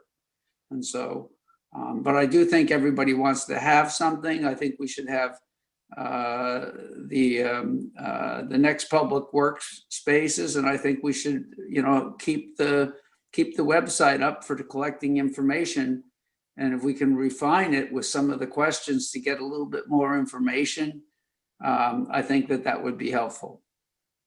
Thanks. Okay, I'll make a couple comments. Mike, on your comment, I think you maybe misread the first bullet point. The way I read it is reduce the congestion on main streets to increase the throughput on main streets, and that will reduce cut-through traffic. That is one strategy versus slowing traffic down on the main routes to discourage the traffic on those routes, and that they are suggesting would generate increased cut-through traffic. In my mind, we want to support the former. We want to reduce congestion and increase throughput on those, main routes, because cut-through traffic has been a real problem for us. And I think— Hey, Rick, I'm sorry, can I just— Yeah, I think when you phrase it that way, is it the same thing that I was trying to say in your mind, that Yeah, Okay, it gotcha. is. Then you and I are in agreement, and I probably misread that, or at least you and I are in agreement. That's what I thought. I think we are in agreement. And I think that's important direction for the consultants, because if what we want to do is, increase throughput on those main routes and reduce cut through traffic, that's a different strategy than they would have by slowing traffic on the main routes. And I think that's what, to me, that's the priority is encouraging that traffic on the main routes and discouraging cut through. I think, and I think that the general comments, and I really agree with a number of things that have been said about, general focus and priorities. I agree with that, but I get very concerned because we've dealt with this issue for 6 years at the general level. And we've all talked about needing neighborhood traffic management plans. And, we created one, I don't know what it was, 3 or 4 years ago, that would enable neighborhoods to implement traffic calming devices, and nobody did it. And nobody did it, I think, because we made it very difficult for them because it required such a large threshold. And we then gravitated into this process where we got more directly involved, which I think is a good thing. And I agree with the initial comments that this is really important to be doing. My preference here would be to take the top 2 or 3 streets that are identified as problems. And frankly, I don't really care which ones they are, but I'd like to see us do something in one of the problem areas and explore, and I think it'll take us quite a bit of time, as Mike suggested, but explore what it is that we can do in those areas. But for me, the priority would be to, the top 3 areas that jump out on these tables on pages 3 and 4 of 22 in the staff report are Stockbridge, Alameda, and Watkins. I mean, El Camino's up there, but it's a state highway, so we can't do anything about it. But if we took and maybe 3 is too many, maybe 2 is the better thing. But if we took 2 or 3 of these streets and really tried to assess, well, what could we do to help that street affect the strategy that we want, I think we have a better chance of actually doing something rather than sort of staying at a very general level and creating frustration because we engage residents and then we don't really do anything other than talk about it. Which is always a worry when we've engaged consultants, that there's going to be a really thorough assessment done, but there's not going to be any real concrete change. And this is an area we'd like to see some change because we hear all the time that there are cut through traffic problems.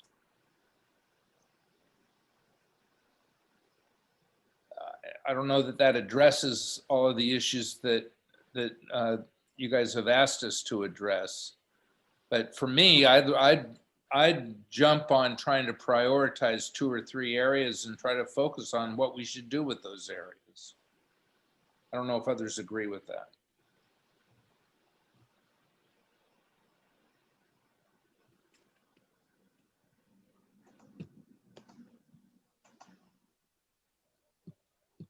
Makes sense to me. Do something we can bite off.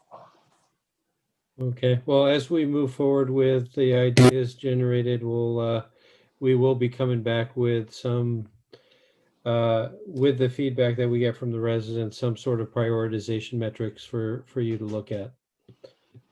So I will say this, if you have any ideas on specific questions or topic areas you would like us to include in the outreach surveys, if you can pass them through, we'd really appreciate that, and we'll do our best to word them so that they fit into the context of trying to get the answers that will be beneficial to moving the project forward. And so if you can pass those through, we would appreciate that.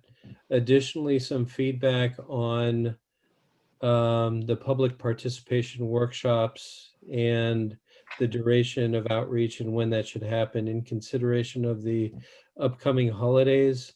We'd like to have the virtual workshops be at the beginning of the outreach phase as we open it up, because as you saw, there's going to be an interactive map that it'll be beneficial to provide our residents with the direction on how to use it.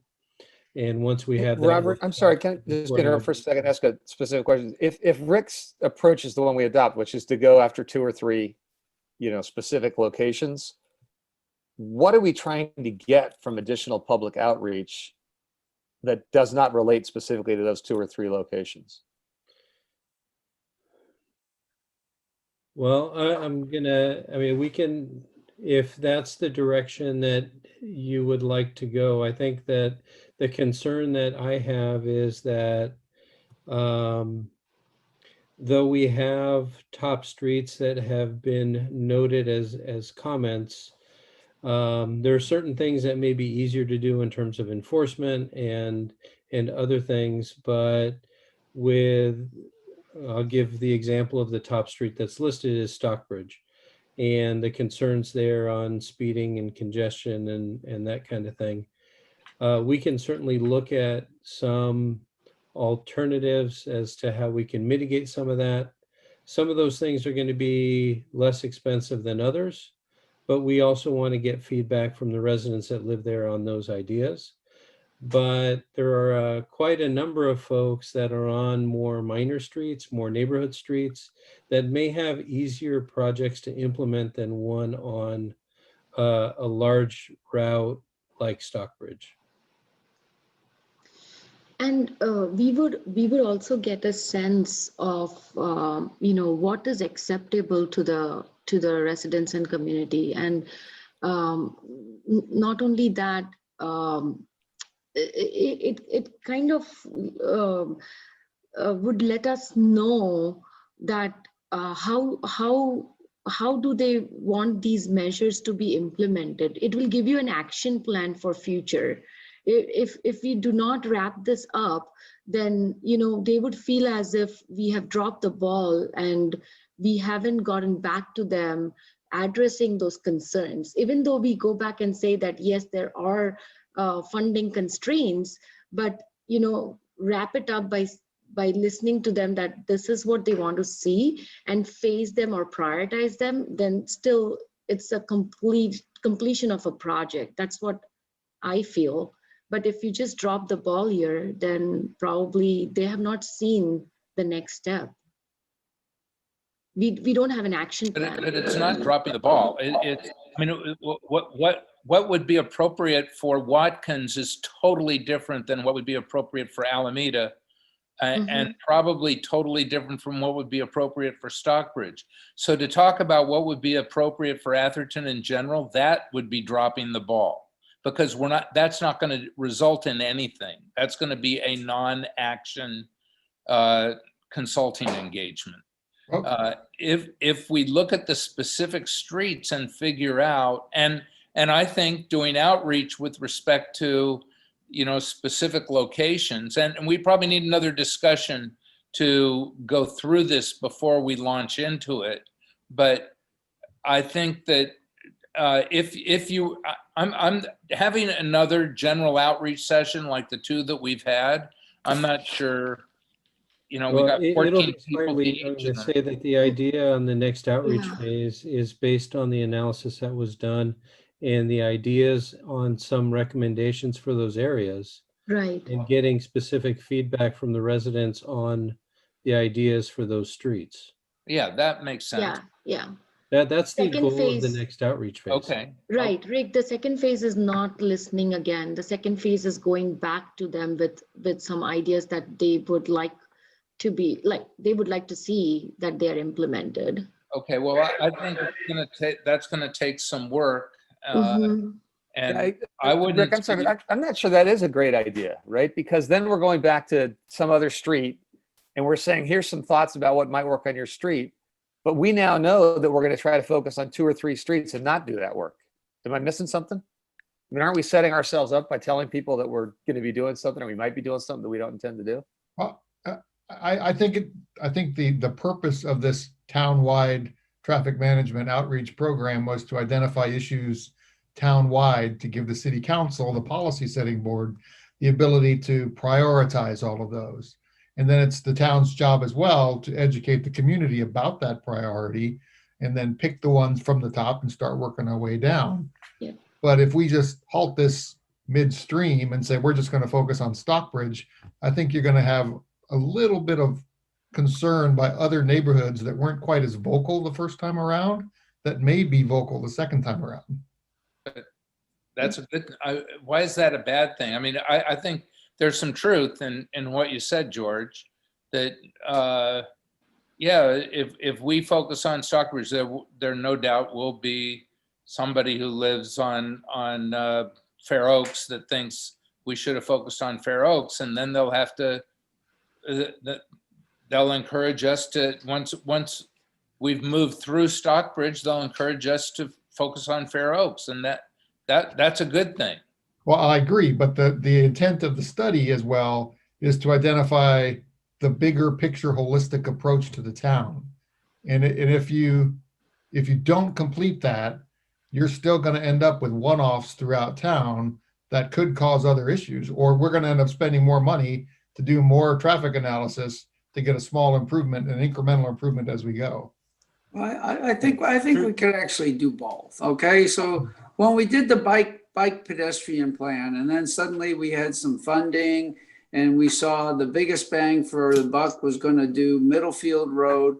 We said, okay, let's do Middlefield because we'll show our residents we're actually serious about this and we're going to move forward. That doesn't mean that we're stopping to take input on, what should be next, if we have additional money or anything like that. So I think doing something big or small, or manageable, shows that we're doing something, and then maybe more people will participate in it, and then we make a plan from there. But I don't think that, we have to, I think we should continue the study, but at the same time, we should look at what we can do with the 1 street or the 2 streets that were identified with the budget we have. Right, that's what I'm saying.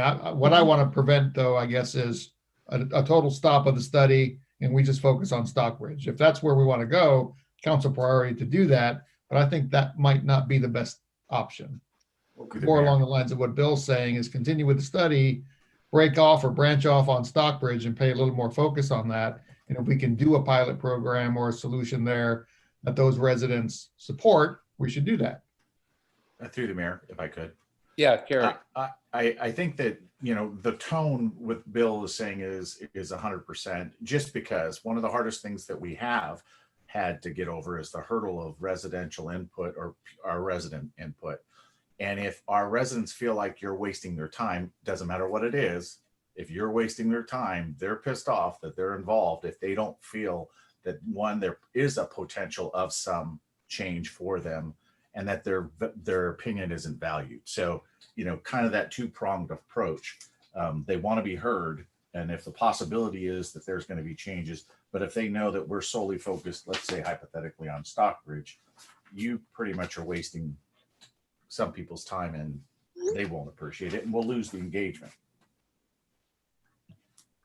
Carrie, that's my concern, but I see the flip side of that is what I'm worried about, actually. If we decide we're going to go after 1 or 2 streets and we go back out to the town, maybe we should say is we're going to go after 1 or 2 streets initially. Which ones do you think those should be, or something like that? Because I feel almost like a pilot to see if it's successful in whatever we're trying to accomplish. That is reasonable. I think that's good. Yeah. Then it isn't just hit and miss. It's sort of hit and miss what got prioritized here because we didn't say to people, help identify the priority of where we should focus. Right. And I do like the idea of pilots, by the way. I think we're going to learn a lot from doing this. And I think we're going to be surprised by stuff. Mr. Mayor, can perhaps Robert and Duja repeat what they've heard is the next steps, just for so we're clear? Please. Well, I think there's still one area that we'd like to get a little more, but I think that what we're planning on doing is kind of continuing on distilling the information that we've got, back it up with analytical data, both from the sources that we have as well as from PD, so that that can be shared with the public to assist in validating some of the concerns, as well as providing them with additional information from other sources, so that they can see that data along those corridors. I think that we are going to continue in terms of trying to develop some alternatives for different locations and seek input from our residents in terms of where we should prioritize our financial efforts. And that would include both pilot and longer range, larger scope items. Does that about cover it? Sounds reasonable to me. Sounds good. Okay, and so it's going to take us a little time to continue distilling data, but we would like to be able to move forward in terms of kind of setting up that next stage of public outreach. And there is an opportunity in the upcoming Athertonian, which will be released beginning to mid-December, I believe, on the winter edition, to reach all of our residents with a mailer. And so if we have target dates that we'd like to do that, and how long we'd like to have the outreach effort open, so that we can set expectations and include it in the mailer. That sounds good. I think, I mean, you're not going to try to seek input from the residents before the first quarter of next year. Well, I think what we were thinking is probably some point mid to late January would be the target for the next level of outreach. Okay. And then, so if you have any, we won't have everything from PD, but we'll be providing as much as we can. I know that we've collected speed information along Stockbridge. We're currently collecting it on Middlefield Road, and we have the analytical program that'll get us some data that we will be able to use as well. You know, Robert, I would suggest the first or the second week in February, and here's the reasons why. Many of the schools are pushing out their start date in January to the end of January. So that's going to be a difficult time for people then to take time to attend a meeting, even if it is on Zoom. By that first week, or if you want to talk about the second week, you know, the week of the 8th, I think that those are good dates, and everybody will have been settled in and here before they go on spring break, which is the end of the month. Okay. And so that's my 2 cents to you. Will you be bringing anything back to us before you're ready to do that outreach? We weren't planning on it, but if you need something back to you, we certainly can.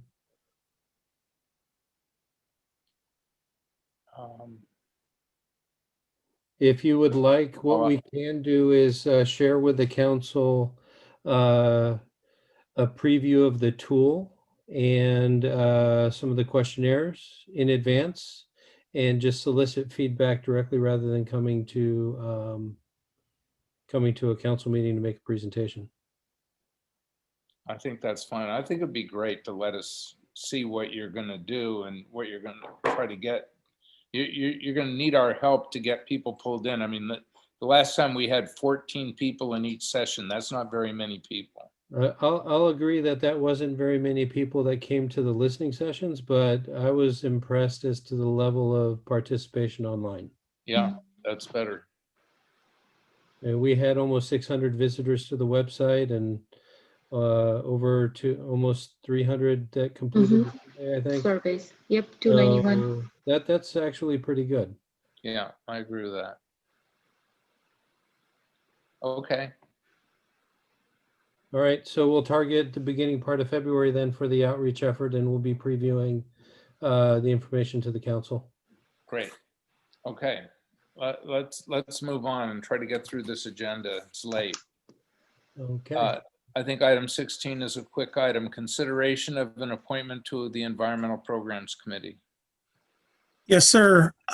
As you know, we conducted the town committee and commissions outreach and recruitments in mid-June and July. There were still a few vacancies remaining, and through Mayor DeGolia recruitment, he was able to tap Jennifer Carico, who submitted her application for council consideration.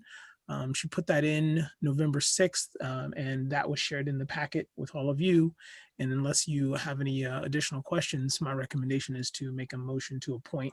I don't think that she joined the meeting, but she did provide her, a detailed application.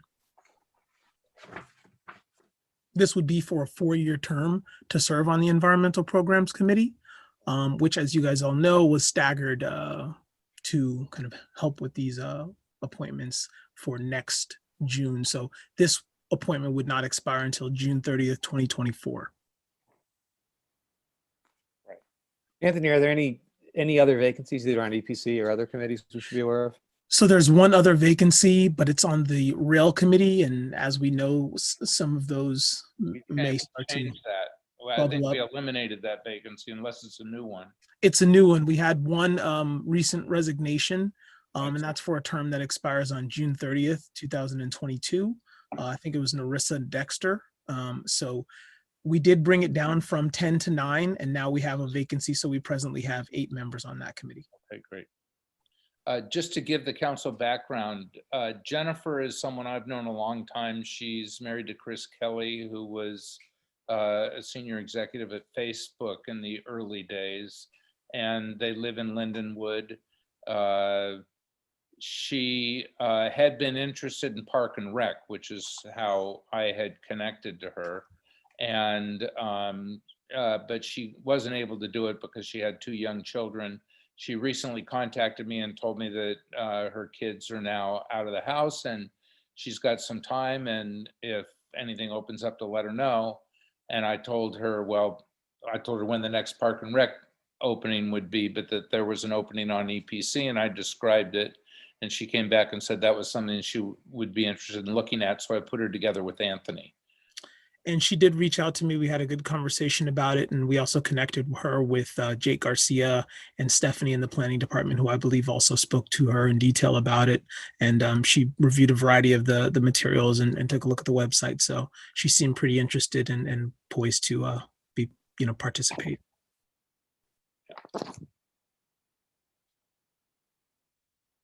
Okay.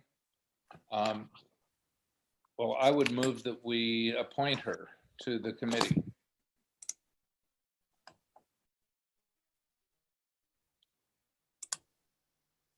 Is there a second? Only 3 of you now. There has to be Mike or Bill. You're the only ones left. Sorry, and we should just quickly ask for public comment. Oh, yeah. I don't see any though. Is there any public comment?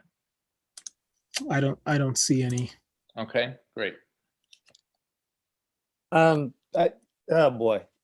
I will second. My hesitation is only because I saw some of the correspondence going back and forth about how she was appointed, and I was not thrilled. It has nothing to do with her, but so I will second it. Sure. Okay. I'd like to just note for the record that Councilmember Widmer had to exit the meeting, so he'll be listed as absent on the vote. Councilmember Wiest. Not absent here. Oh. Lempres. What am I voting? Aye. He said here. I'm saying, is it aye or here? What are we doing? I took that to mean aye, but okay, aye. I'll give you an aye and a here if you want both of them. Thank you. Vice Mayor Lewis. She's also left. Okay, thank you. And so Mayor DeGolia. Yes. Thank you. Okay, now we're moving on to item number 17, which is to authorize the city manager to transmit a letter to the ABAG regarding the regional housing. Yes, thank you, Mayor. So this letter is in follow-up to your last council meeting in which you received a report on the town's current draft RENA allocation, which is 298 units, various affordability levels. That is to be planned for, but not required to be constructed during our next cycle of 2023 to 2031. So currently the process is in a 30-day public comment period in which the town can submit a comment letter of any concerns on this allocation. This needs to be done by the 24th of this month. So staff has prepared a draft comment letter noting the town's predominant single-family residential nature, that there is significantly minimal jobs within the town that limit this, and note that the allocation that has been prepared should be adjusted given the lack of jobs within our town boundaries. So staff is happy to take any comments or amendments on the letter that the council may see fit. Through the mayor. Yes. I attended the last CCAG meeting, and obviously everybody's upset about it.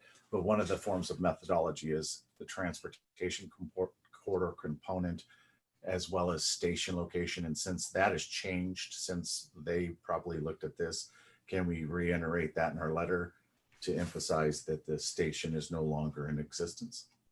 Sure. Makes sense. Okay.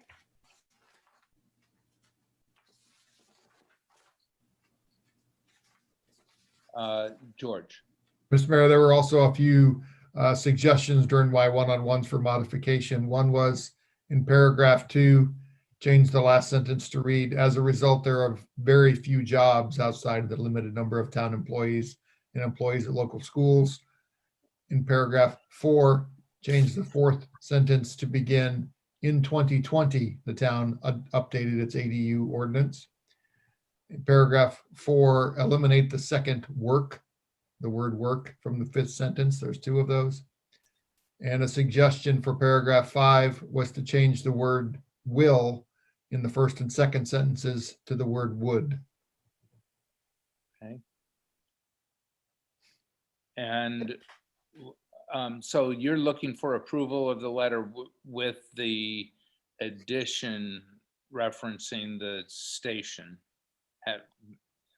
being in the process of closing. Correct. Just a quick question. Would the letter be any stronger coming from the mayor? Would that make any difference at all as opposed to city manager? Yes. Carrie, Rick, what are your thoughts on that? Yeah, no, absolutely. I think that a lot of the jurisdictions, frankly, are having mayors actually sign letters too. So yes, I agree, Mike. I think that's probably right. Yeah, that'd be my suggestion. Okay. So do we need a motion? Yes. I will make that motion with the changes George described and the mayor signing. I'll second it. And the addition of a paragraph dealing with the station. I'm sorry, yeah. And the addition of something dealing with the closure of the station. Councilmember Weiss. Aye. Lemprus. Aye. And Mayor DeGolia. Aye. Thank you. Okay, and that brings us, I think, to the Civic Center report. Thank you, Mr. Mayor, members of the council. This one is purely informational. There's no action item necessary for this item. Okay, are there any questions then on this item 19? Hearing none, I think that we're done. Just have to say, you lost 2 council members and you went through the last 3 items in 7 minutes. Yeah, well, it's a concept. No comment.